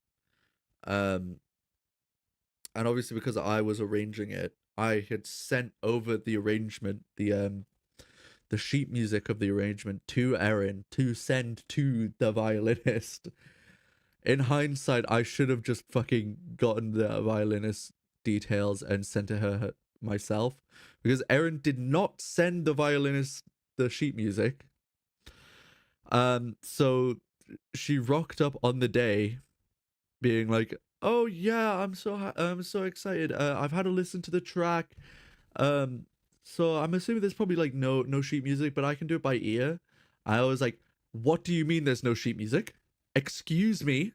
Halt right there. Halt a second. What do you mean there's no sheet music?"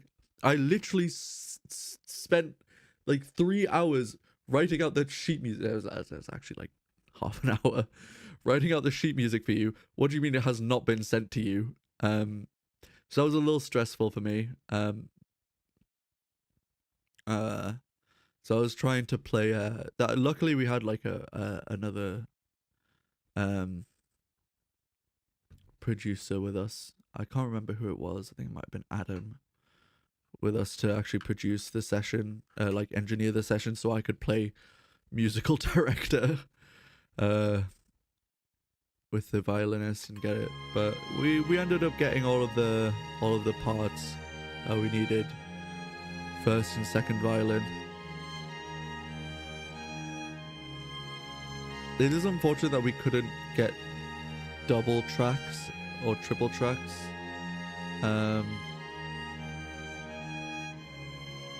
Yeah, no, she did. I mean, obviously, like, strings players are very used to sight reading stuff, so she sight read everything, and I just kind of gave her a few pointers just to make sure. But that was a bit stressful, I'll be honest.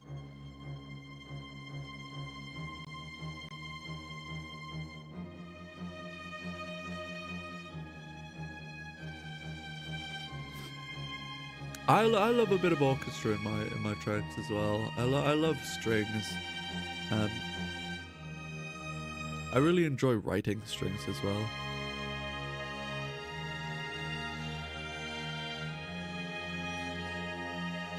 Hopefully for the next batch of recordings we can actually get like a full like string quartet to record the parts rather than just a violinist. But you know, it's fine. It's fine. I'll live.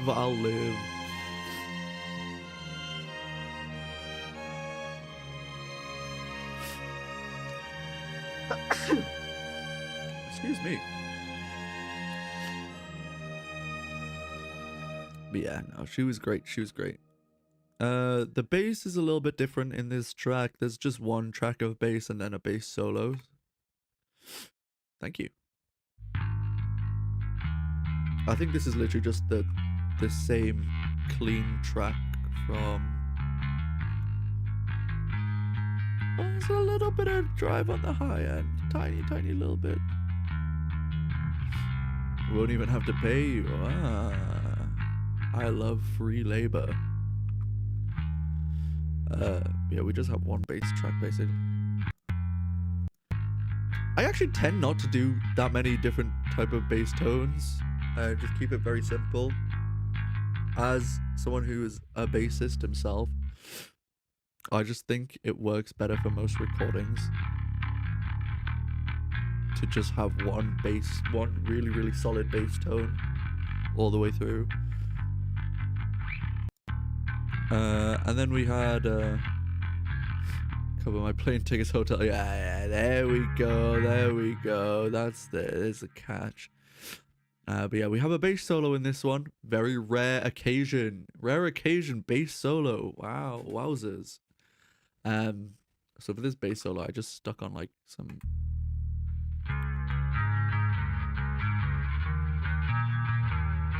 Whoa, we got some chorus on there.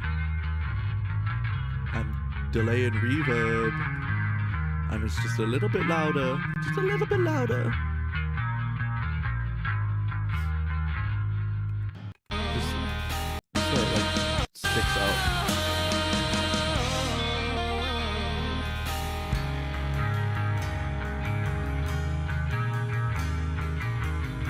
Our new bassist, whenever this part of the song comes up, he just forgets to play a solo. It's his like one time to shine and he forgets to play a solo, which I think is quite funny. So we have cues in our backing tracks.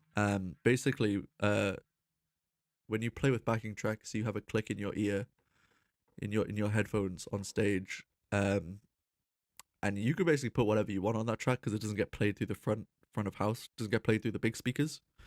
So in our click track, I put cues, and one of the cues right before this is just me screaming bass solo into the mic. Just play your fucking bass solo.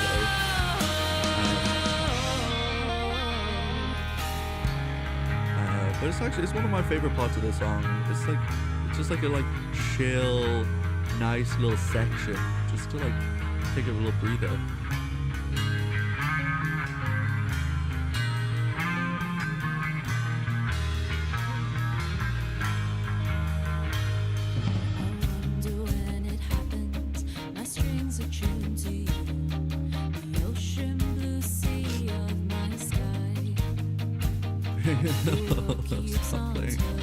For real. As far as guitars go, this track is even more simple than the last one, in that there is no guitar stacking at all.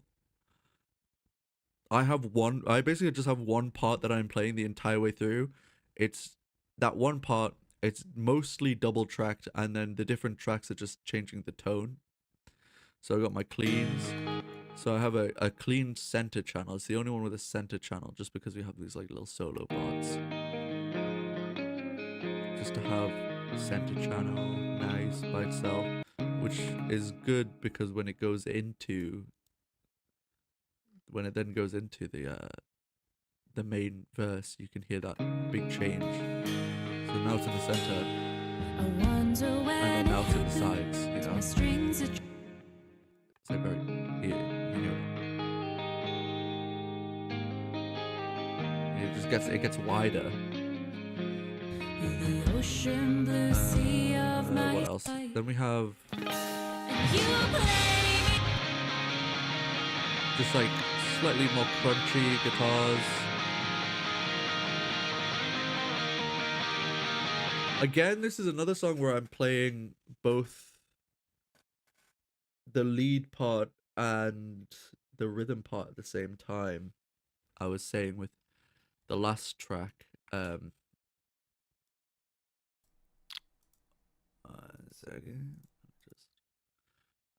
was saying with the last track, when I'm writing, I'm trying to write both lead and rhythm parts at the same time because I'm the only guitarist in the band. So for this song, the chorus is like.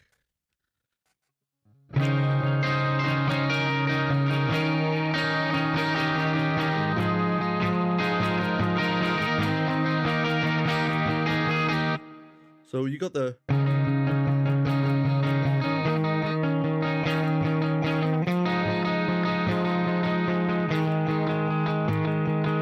So that's like the rhythm part, and then the lead part is like.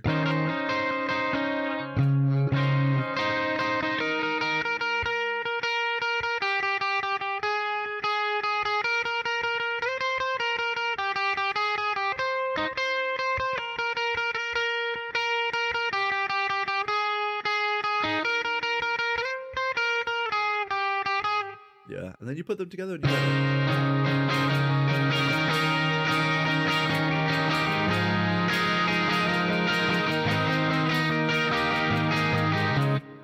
yeah, so it's just like putting together both parts. Everyone should be playing again. Everyone should be playing guitar again. That's what I'm saying. But yeah, so you hearing this.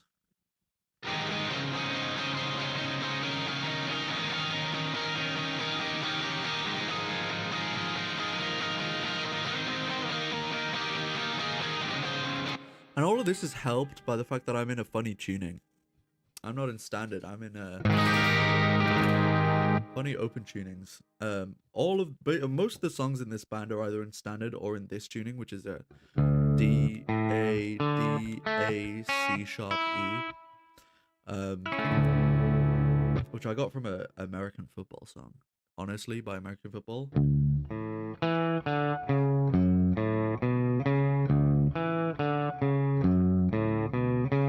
Very out of tune at the moment, but you know. Yeah, so we have clean, crunch, then it goes back to clean. I'm just playing like really simple parts here. And then crunch. And then the final chorus, like the big chorus, is like a big dropout here, which I love so much. It's my favorite moment in this song is this massive dropout.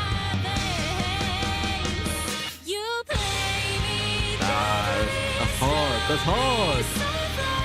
That's hard as fuck. And we go into a high gain tone. I think it's the exact same high gain tone as in the other song.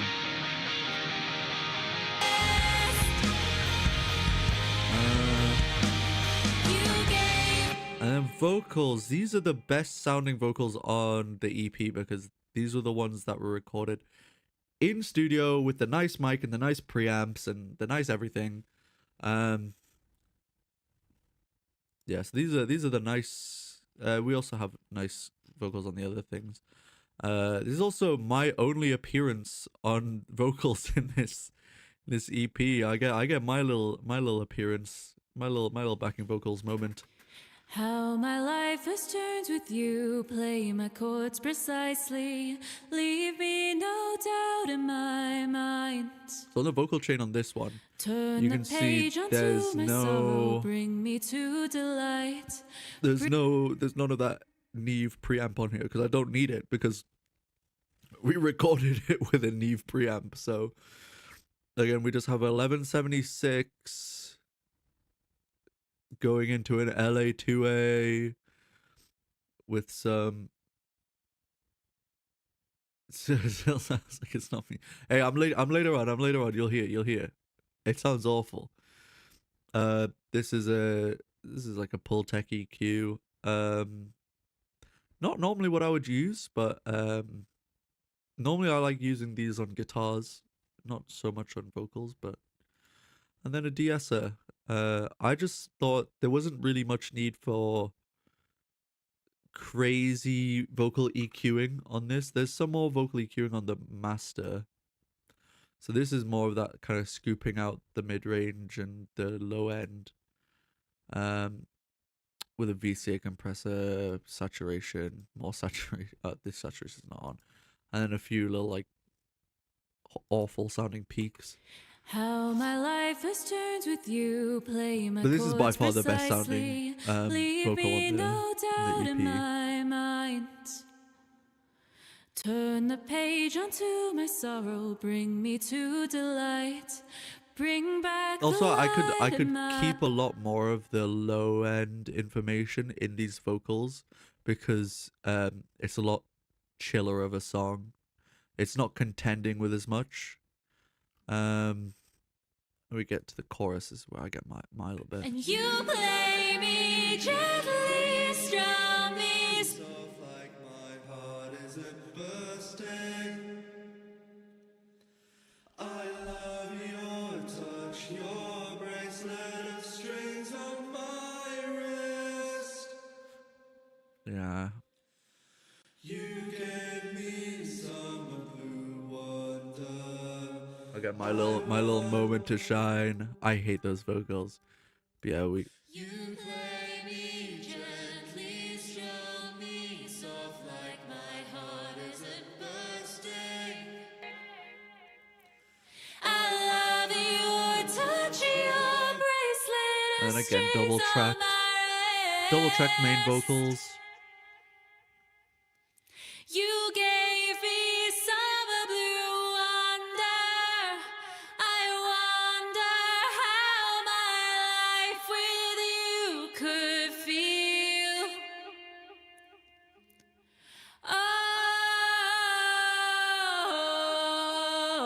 Oh.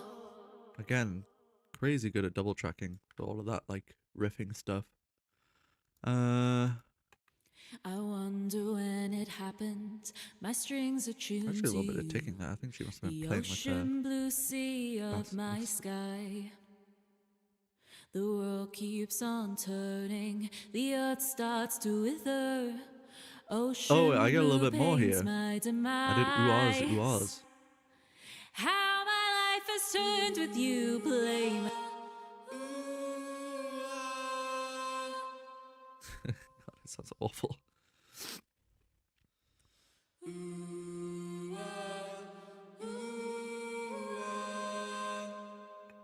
Wow.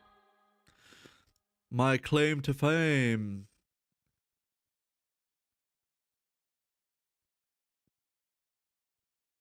Yeah, no, she's just she's a very good singer. I'm a mediocre singer. But it's just background vocals. I actually did not want to record them, but when we were in the studio, the producer guy who was helping us out and Aaron were just like, just hop on, bro. Just hop on the mic, bro. Spit some bars for real. And I really went into the booth and I went, ooh ah, ooh ah. How my life has turned with you, play my chords precisely. Leave me no It's a good doubt contrast in to my have some male mind. vocals in there. Tune you right around my wrist, strum you with my pulse, transpose a love within my vein. Yeah, it's a good contrast to have something else on the EP with different vocals. Life is turned with you, playing the chords precisely. And it's pretty low in the mix, you can't really tell that much. No doubt in my mind. Junior right around Mars, strong your will by pulse, transpose a love within my veins. You Oh, can we just listen to Aaron's drumming in this part? I love these drums.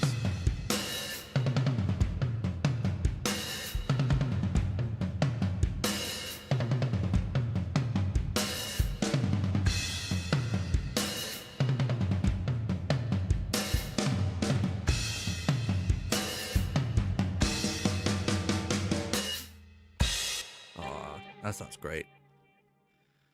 That sounds great. And we have the final chorus. With that higher gain tone, just to like fill it out a little bit more.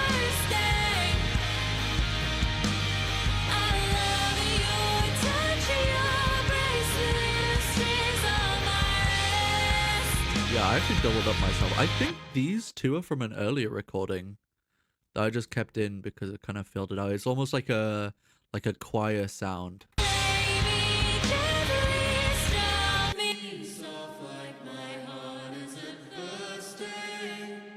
Yeah, almost like a choir kind of sound underneath the chorus.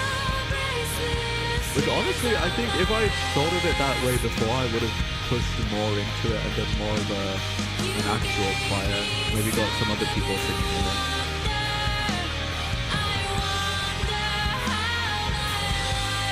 What was this track? Oh yeah, Aaron tried to do like a counter melody thing, but it was just too much. Play me gently, strum me soft. I think alone it sounds good, with the vocals, but like Play me gently, strum me soft like my heart isn't bursting. I love your touch, your bracelet of strings on my wrist. You gave me summer blue wonder. I wonder how my life with you. oh, thank you. Yeah, but yeah, this like counter melody, it just didn't sit with the rest of it.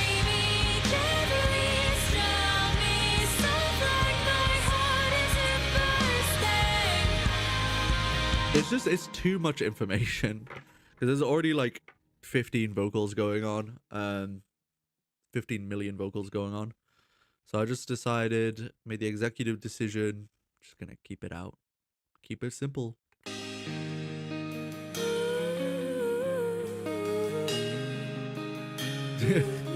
Used views in the 2000s. To be fair, if it translates well to computer speakers from the 2000s, that's the best compliment, because that's what mastering's all about, is getting it to translate to different mediums well. Yeah, this is like the emotional ballad of the EP. I really like this track. I'm a big fan. I'm a big fan of this band. Never heard of them before. But anyway, that was guitar strings. Let's move on quickly, swiftly. Speed running these ones. No.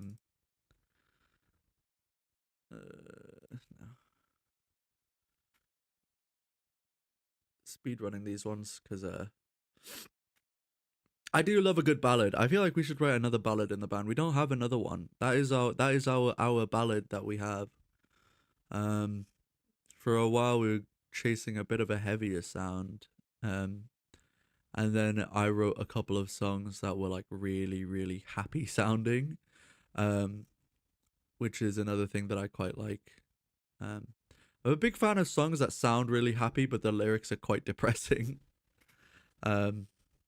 It was like that meme of that one yooooo song, where it's like British or like English speaking people who don't understand the lyrics of this song listening to it versus people who understand Japanese listening to the lyrics of this song. Um, yeah, I quite like that like gap moe kind of effect. Don't know why I called it gap moe, but anyway, the last song that was from that session. So there is actually another song on the EP, but it's like a bonus song kind of that I produced entirely with Erin rather than with the band. But yeah, this one starts with drums, and the drums are mixed a little differently.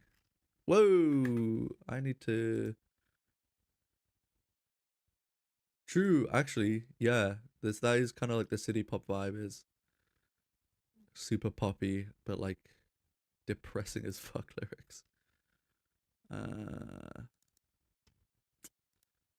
me just local broadcast that bitch and make this a lot quieter.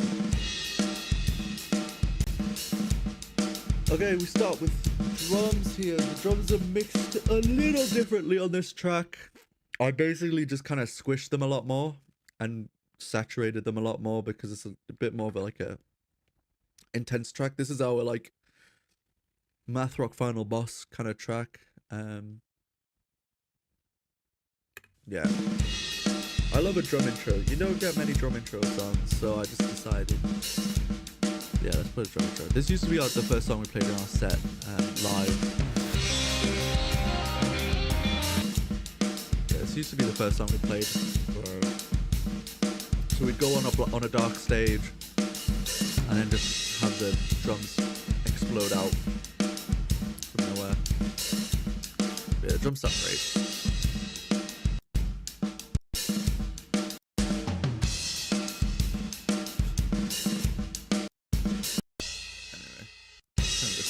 There's a part in this where the drums sound crazy. I think it's the second after this one.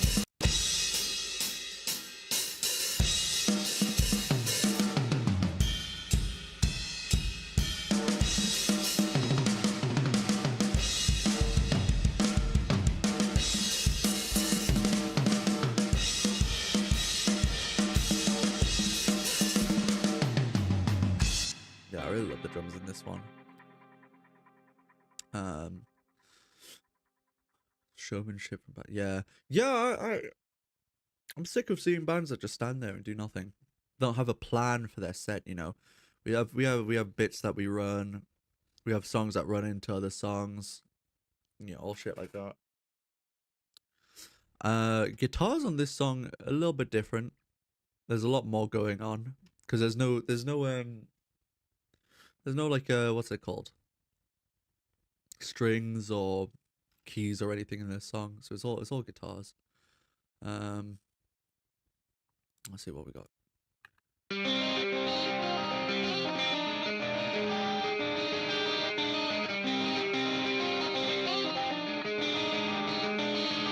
This is also the majority of it is just one part that I'm playing, the part that I play live.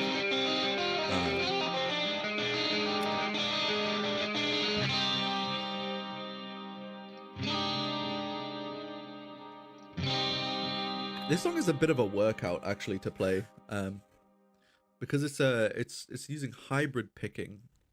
All of the songs that I write are using hybrid picking. But this one specifically is doing it more difficult because I hated myself when I wrote this song. Apparently, just wanted everything to be extremely difficult to.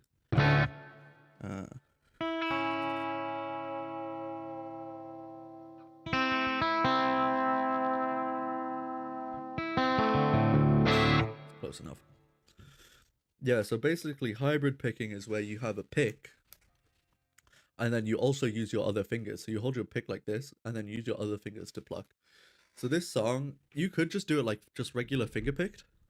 But the way I play it is I play it like a... How do I play the song? There we go.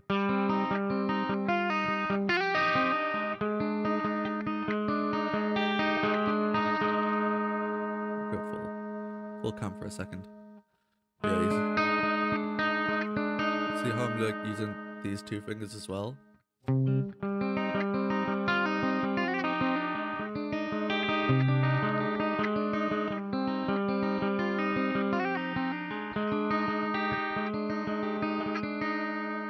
Yeah, so that's like that's a pretty little nice little workout for your fingers, and because you never really use your ring finger for much, it makes a nice little hurty spot there. But the second verse is even worse because there's like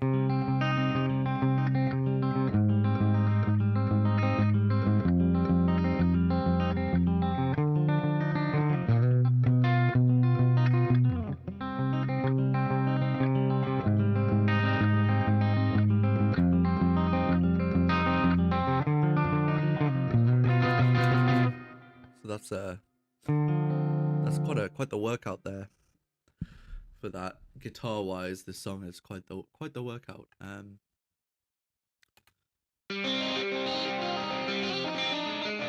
I think it sounds good. It's like, for me, it's worth it to put a little more effort into something and make it sound good than throwing it in. Because I got a nice little break here. I'm just playing nice big open chords, letting the bass do all the work.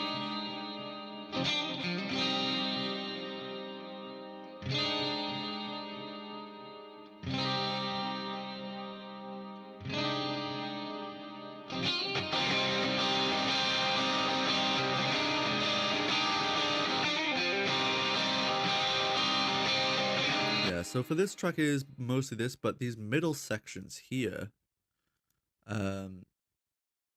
I am splitting it because I'm playing like a lead line with a little bit of some rhythm tracks.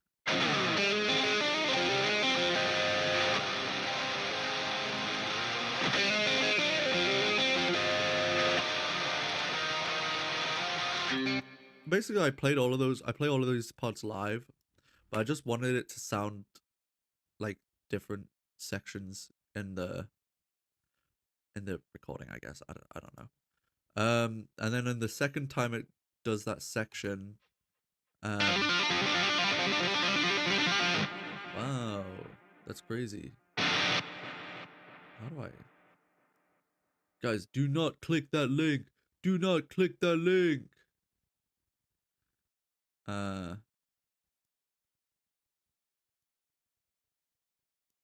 we go. Do not click that link, guys. Do not click that link. Yeah, so we have some tapping.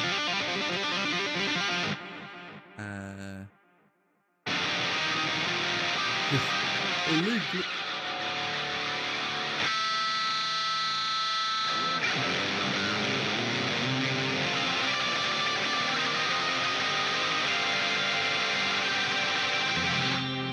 So that's like the most intense section of guitars in this track.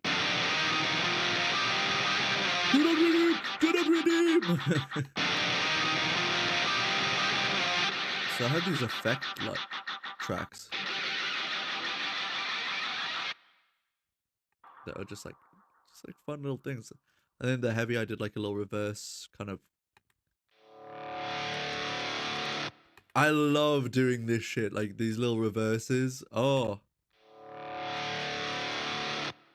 that's great. That shit's great. Makes me so happy. Yeah, this section is like the intense part.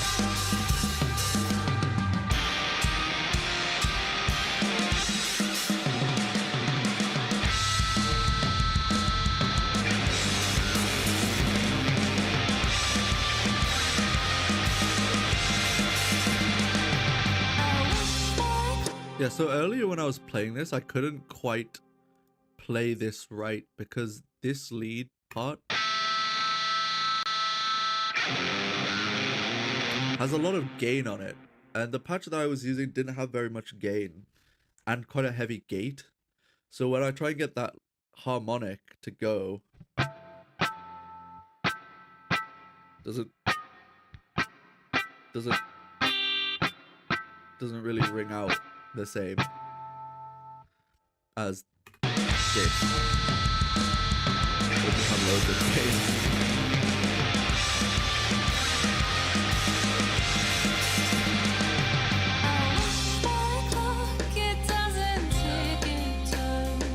With a What is- constant drilling sound, lie again awake and wish I could exhale into the ground. If I don't have the strength, I don't have anything, I whisper to myself. And yet I lie awake in the solitary show and tell. A tortured poet, I'll never live to see the day. I live in the symphony, cacophony of noise in my head.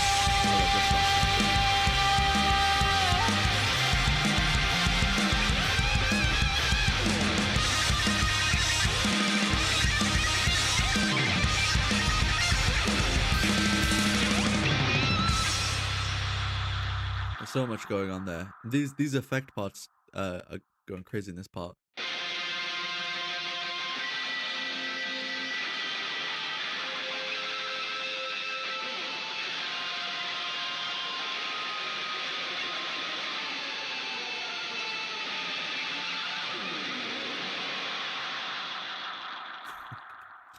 Yeah, those effect parts are going crazy in that part. With this kind of Link Toaster Cigarette-esque guitar part on top. This song is definitely inspired by that TK Link Toaster Cigarette kind of vibe. Ever listen to Unravel from Tokyo Ghoul? That guy, basically. It's that sort of vibe. We haven't listened to the bass. Yeah, the bass is just like, it's pretty distorted. There's like a pretty...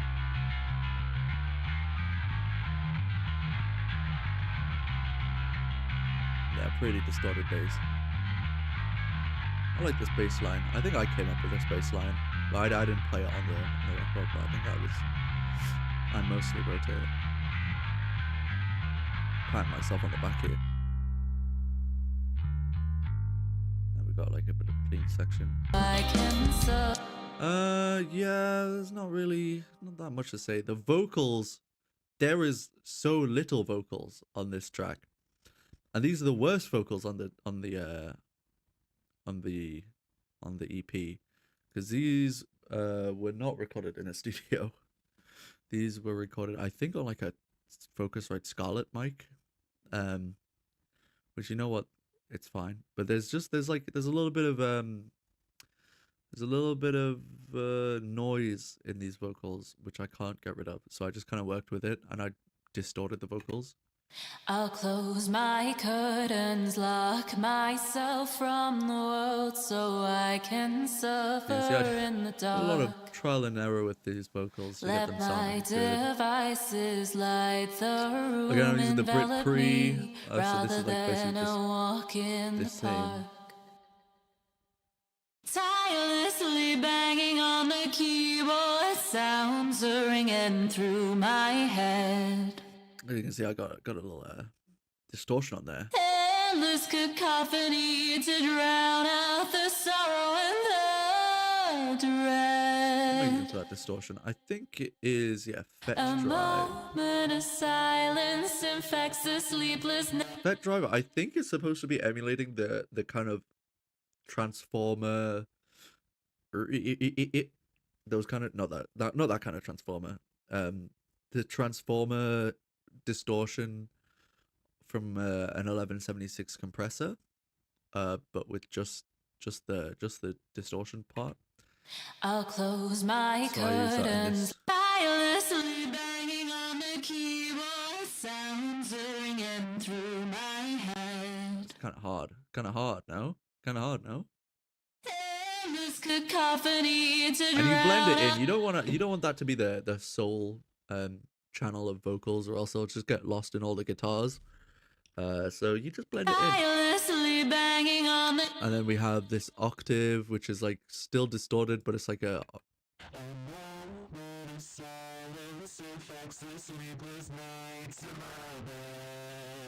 optimum pride.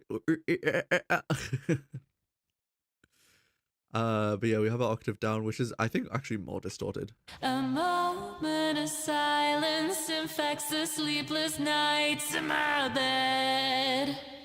I wanna disappear, I wanna vanish in my Yeah, so that work. distorted vocal kind of gives it like a bit of a shouty quality. It's not quite the kind of distortion that would be like you know, like a megaphone kind of distortion. I didn't really want that kind of vibe. I wanted a similar vibe, but something that's a little more electronic, if you know what I mean. A little bit more Transformer more than meets the eye. I wanna disappear. So I just use like wanna an vanish in actual my distortion work. for it. I wanna be my music. I don't wanna feel my worth. Weighing in the days I haven't bathed, I haven't shaved. I live in this small cave where my music resides. With my Yeah, music, like a it won't blown out matter speaker if I made live or if I die. This is all that reverb and delay. Love a big reverb and delay tail. I wish my clock it doesn't tick it. Yeah, there's A nothing really here. tortured poet. Tortured poet, no, not the Taylor Swift allegations. No, I'm leaving the Taylor Swift allegations in the past. And then here I kind of did all three. I live in the symphony, cacophony of noise in my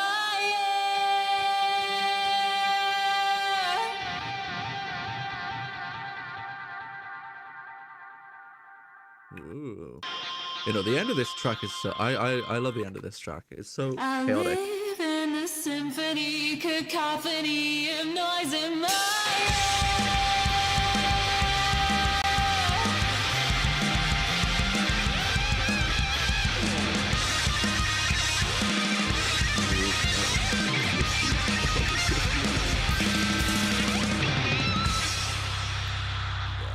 Actually, I like this song a lot.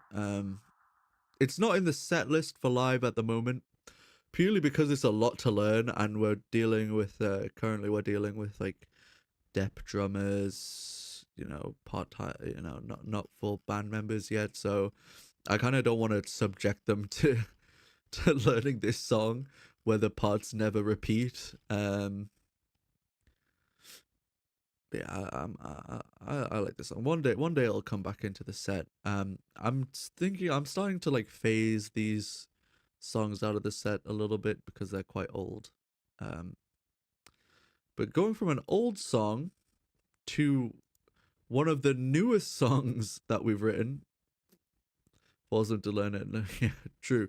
No, I think the last drummer that we had play for us definitely could have done it. He's incredible. They all could have done it, but he's really, really good. Hold on, let me find this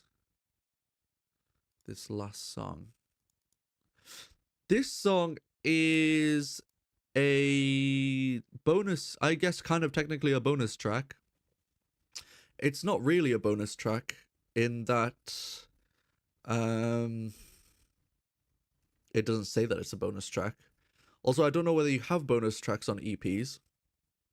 But it is technically a bonus track in that it wasn't part of the original release plan.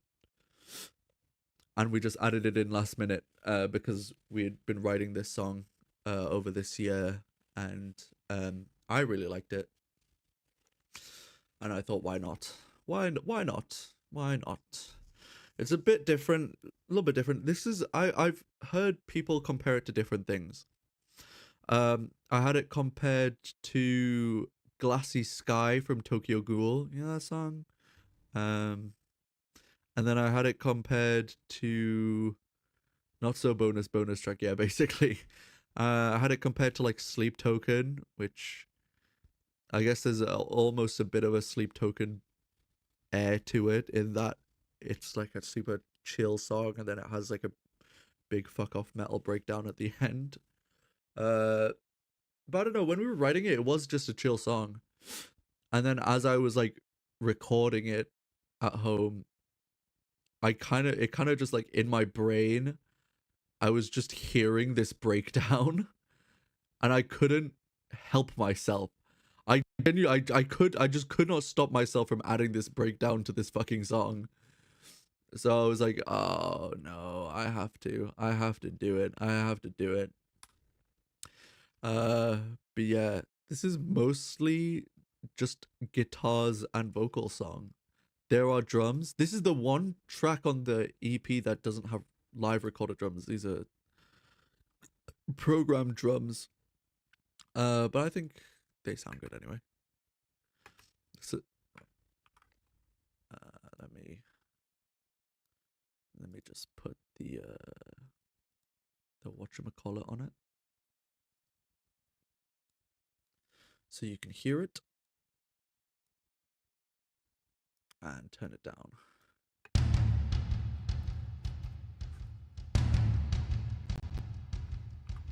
So it's got the programmed drums with loads of delay for this like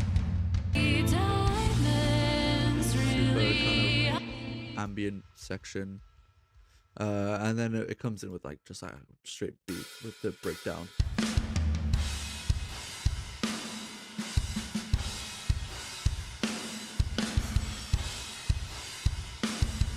You know, even though it's programmed drums, I always try and mix them as if they were real drums.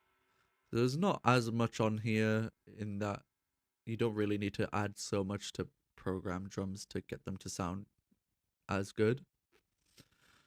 Because a lot of the work's done for you. I do a lot on the kick. I still have my same, channel strip for kick. This is that DBX compressor that I was talking about that I prefer to the 1176 now. But other than that, it's the exact same chain. Yeah, there's not as much going on the drums here.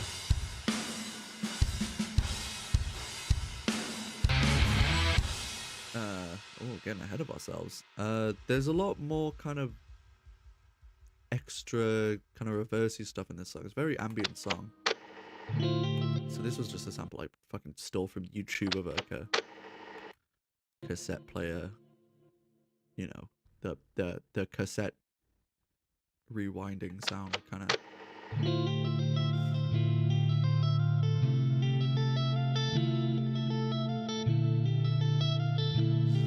Super chill song. So we've got this like. So basically, what this is I just took the main guitar and I reversed it, and bada bing bada boom, you've got a ambient layer. It's really that easy. I did the same with the bass. Bass also has some.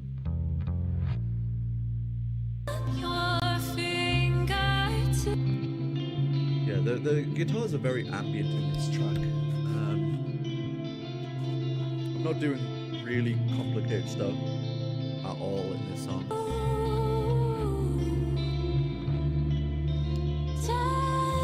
This is one where we did record the vocals in studio and they sound great. We were strapped for time in this studio session, but we got it because we kind of slapped it on the end of a drum session. We're just like, oh, we got some time left. Erin, go sing. Basically.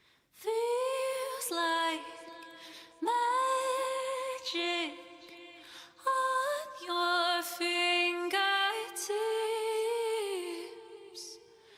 Trace me to my very soul. Dance along the A little bit more of like a haunting vocal. of my skin and twist the knife into my breast. So she just like double tracked everything. I think she double tracked the whole song, and I just kind of cherry picked which parts I wanted. Darling, would you swallow me whole? Would I still be in the chokehold? If not, Having this part solo, I thought was good. Then here we have the introduction of some strings, and I really like the string arrangement I did for this. But it's kind of buried between everything. So now that we have a keyboardist in the band, he also plays this part, and I join in a little bit on it on guitar as well. But it's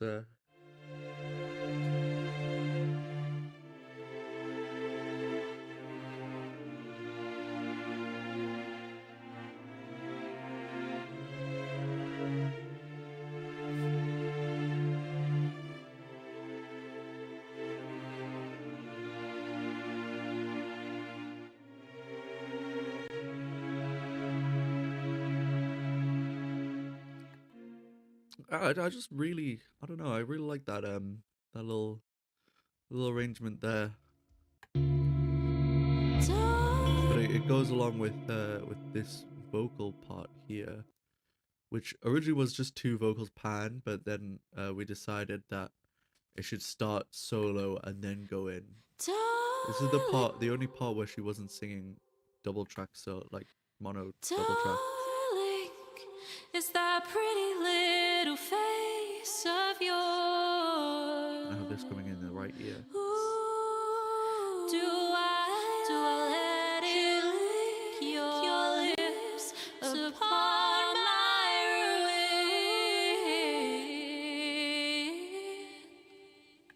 ruin? I really like that. It's like it's a haunting. Darling, is that pretty little face of yours?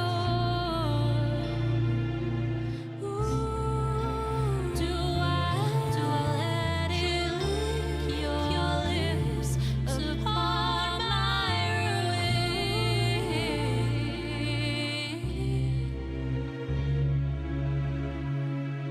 Would you love me so much? We get into the chorus, and the chorus we have this like little E-kit kind of percussion thing going, something for a little bit of movement, a little extra layer. Much less you think that I'm beautiful now. Back to the double track vocals. Maybe satisfied. Maybe diamonds. The double track vocals just really work for this My track. best friend. If my tears such a let sparse you adore me, I'll do my loving obligation now. Keep your eyes on It's the one track where I'm not using that parallax or bass. Yeah. So for the clean track I'm using this on crying SVT bass diamonds. little factoid for you. Even though my skin tears underneath.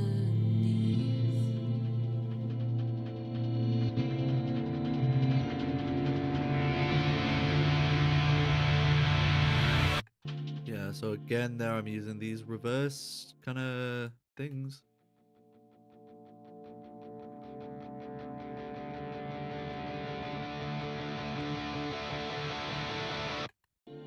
Oh, I love reverses. Same with this here.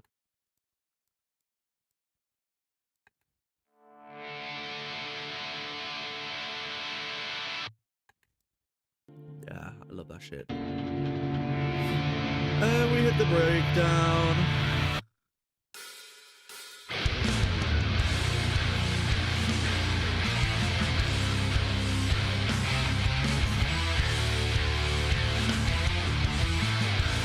Wasn't the best noise.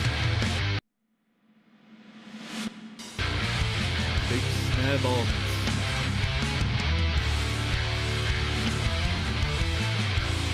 Would you love me so So this riff is played over 3 octaves basically. So the main one is this bass 6, which is the big guitar over there.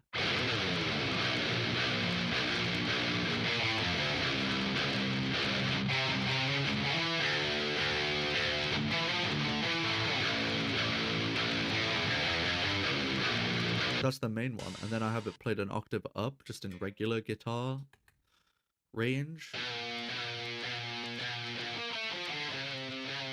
This sounds fucking god awful by itself. But with that, it's so good as a layer.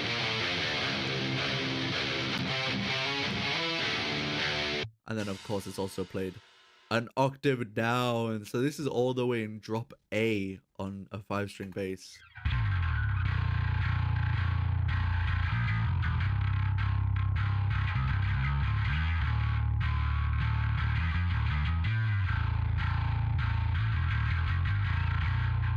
Yeah, this is real heavy shit.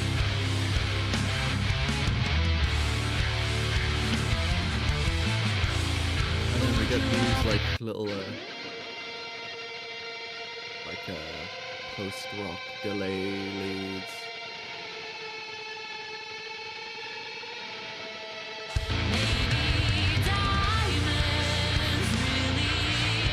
And these vocals, Jeff didn't double track this, but I put it through a vocal doubler as well, just to make it. Oh, got allergies, man. It's bad.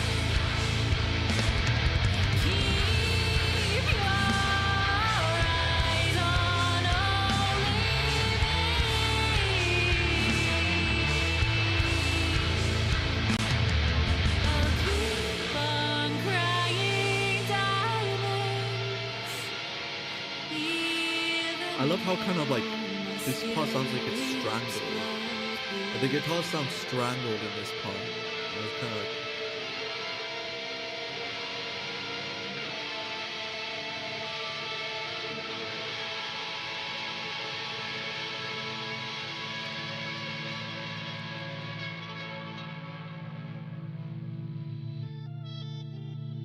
And this is that same reverse from the beginning.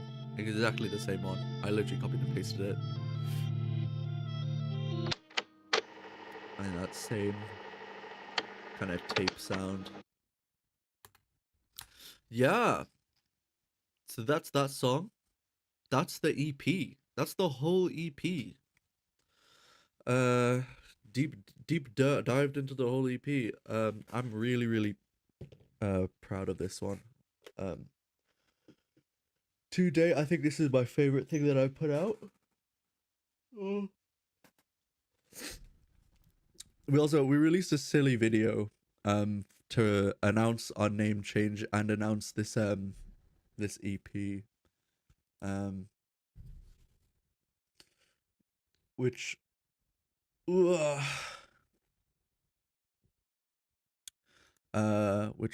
just show just to finish off this stream.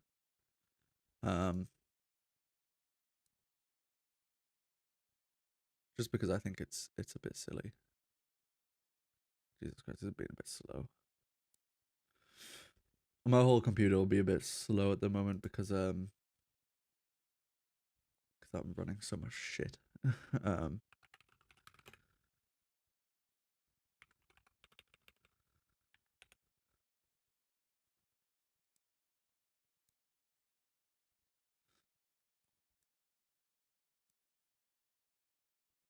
So here's a silly video.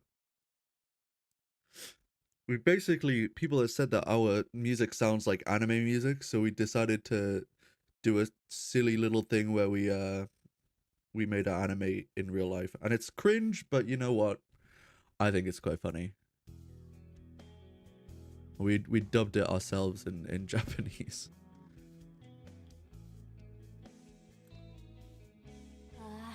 この街、僕たちの街だ。僕と仲間たちでリーズ市の音楽バトルトーナメントで最強のバンドになってみせるんだ。へっ未来はきっと眩しいぞ。 When I oh, when I first saw this, when I first heard Erin do the send when she first sent me this take of her doing the voice, I was like, you fucking weeb. You have definitely practiced this shit in the mirror before. That's crazy. Also, like, some of the acting that she does in this is like, it's so funny. It's like, actually, like, you practice this shit in the mirror. That's so it's so good though. It's so good. 見せるんだ。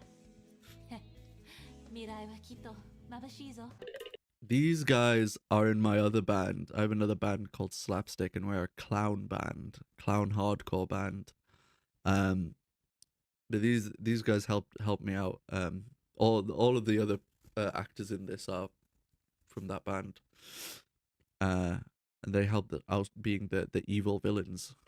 But anyway, I'll keep it playing. I'll keep it playing.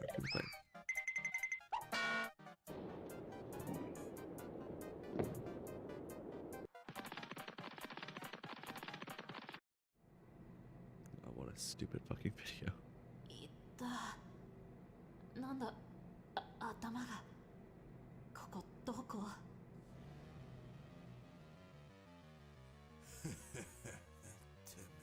Oh, it's my friend Charlie. Oh my god, dude, this guy actually just embodied this role so much. 取り戻すだと何のことだよ。俺はお前のことなんて知らないよ。長年ラブロックを使ってきたのは俺一人だ。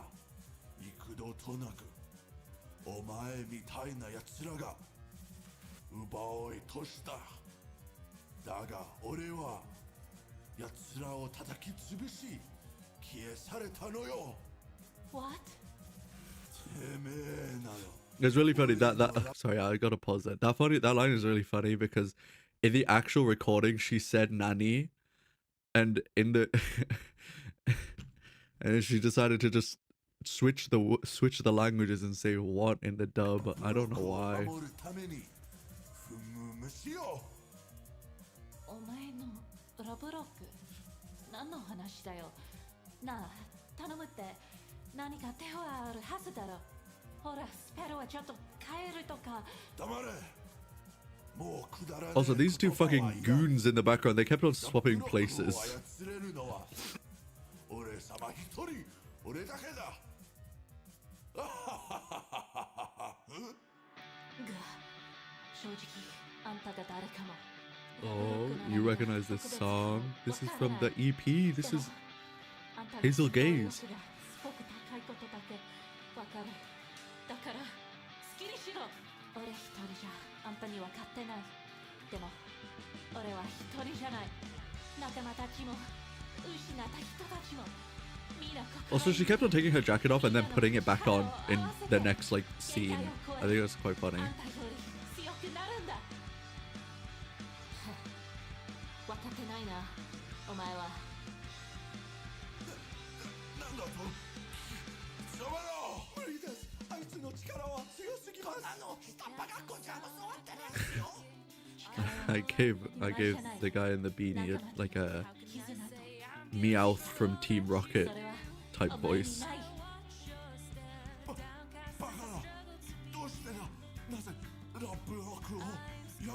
Dude, I feel so bad for getting him to do that, like sitting on the floor like that, because like it was so dirty in there. This like random ass car park.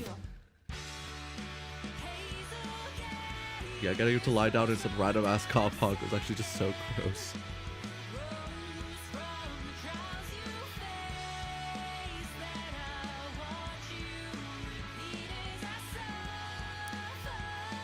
The title crawl as well.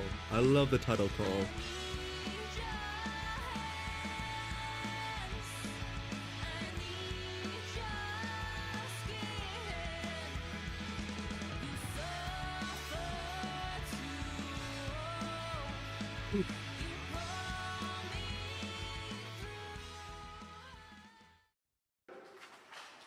And we got the post-credit scene as well.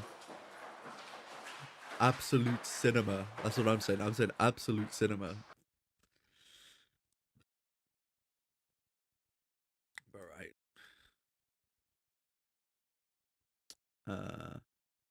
Yeah, that's the EP. Yeah. In the end of this, each time I wrote the name. Oh wait, this is the wrong. Oh, I literally just closed it. Yeah, I wrote it differently each time. Different people, totally different people doing different things. But yeah, that's the EP. It's up everywhere where you listen to music. You can go listen to it, save it, download it on everywhere. Wow, wowee, wowee. Hold on, I'll spam the link in chat real quick. Because I'm genuinely like really proud of this EP.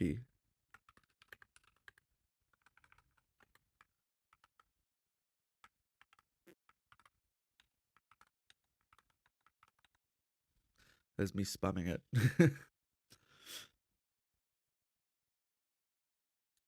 Yeah, this should be like an official upload on YouTube as well, of the actual tracks. It's not on our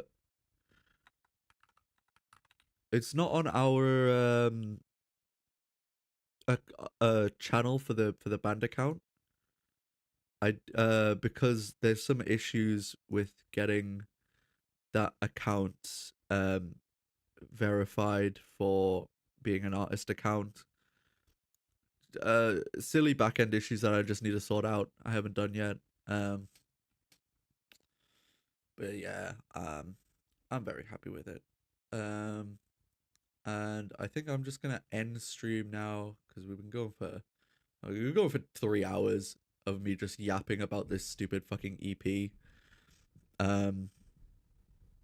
Yeah. So I think I'll play the EP. I'll play it out. Yeah. But yeah, thank you for coming along. Thank you for staying all the way. This is my first time streaming back in a while. I'm quite glad I did it again. I might come back and stream a little bit more often. I've had some ideas for like just like chill drawing streams and stuff like that again. So might come back and stream some more, maybe. But for now, I'm gonna head out. It's midnight here, so I need to go eat something and then watch TikTok for 5 hours. But yeah, bye bye, bye bye, bye bye, bye bye. Oh, hold up, let me play the album, the EP.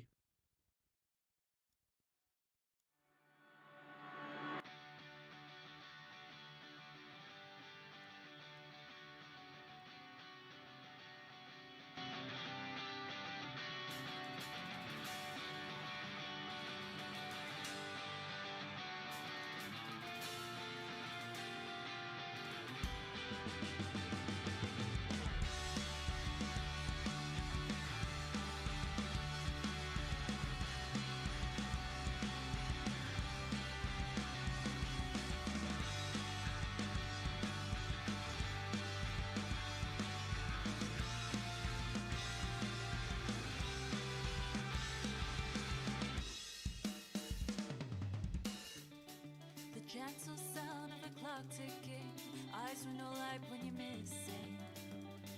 How can I say I'm guilty for all that you do? I watch your stare, downcast as I struggle to meet you. I'm scared that I'll drag you beneath me. Hazel gaze, brown as the seasons change. Love becomes blood, becomes misery haze. Let fear forget the ways of your unconditional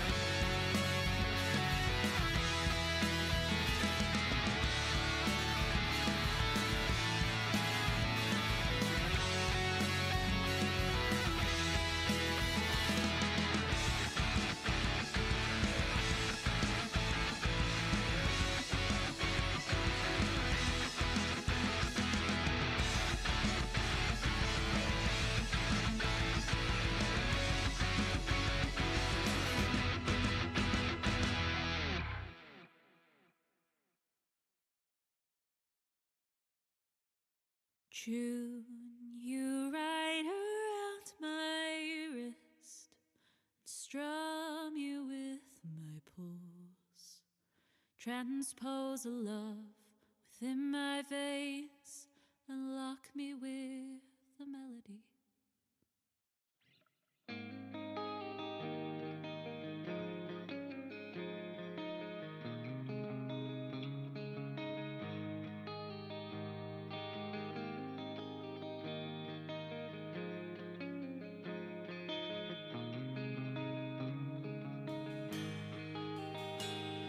I wonder when it happened, my strings are tuned to you. You're the ocean blue sea of my sky. The world will keep on turning, the green of earth will wither. Ocean blue paints my demise. I weep till the strings join my cry. Dance in the dark till I die. Guitar strings will ring through the night.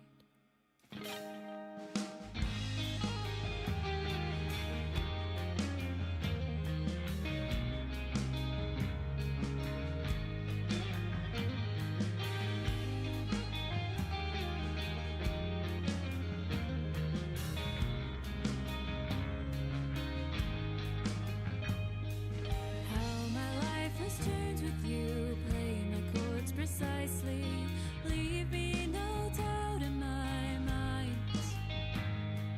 Turn the page onto my sorrow.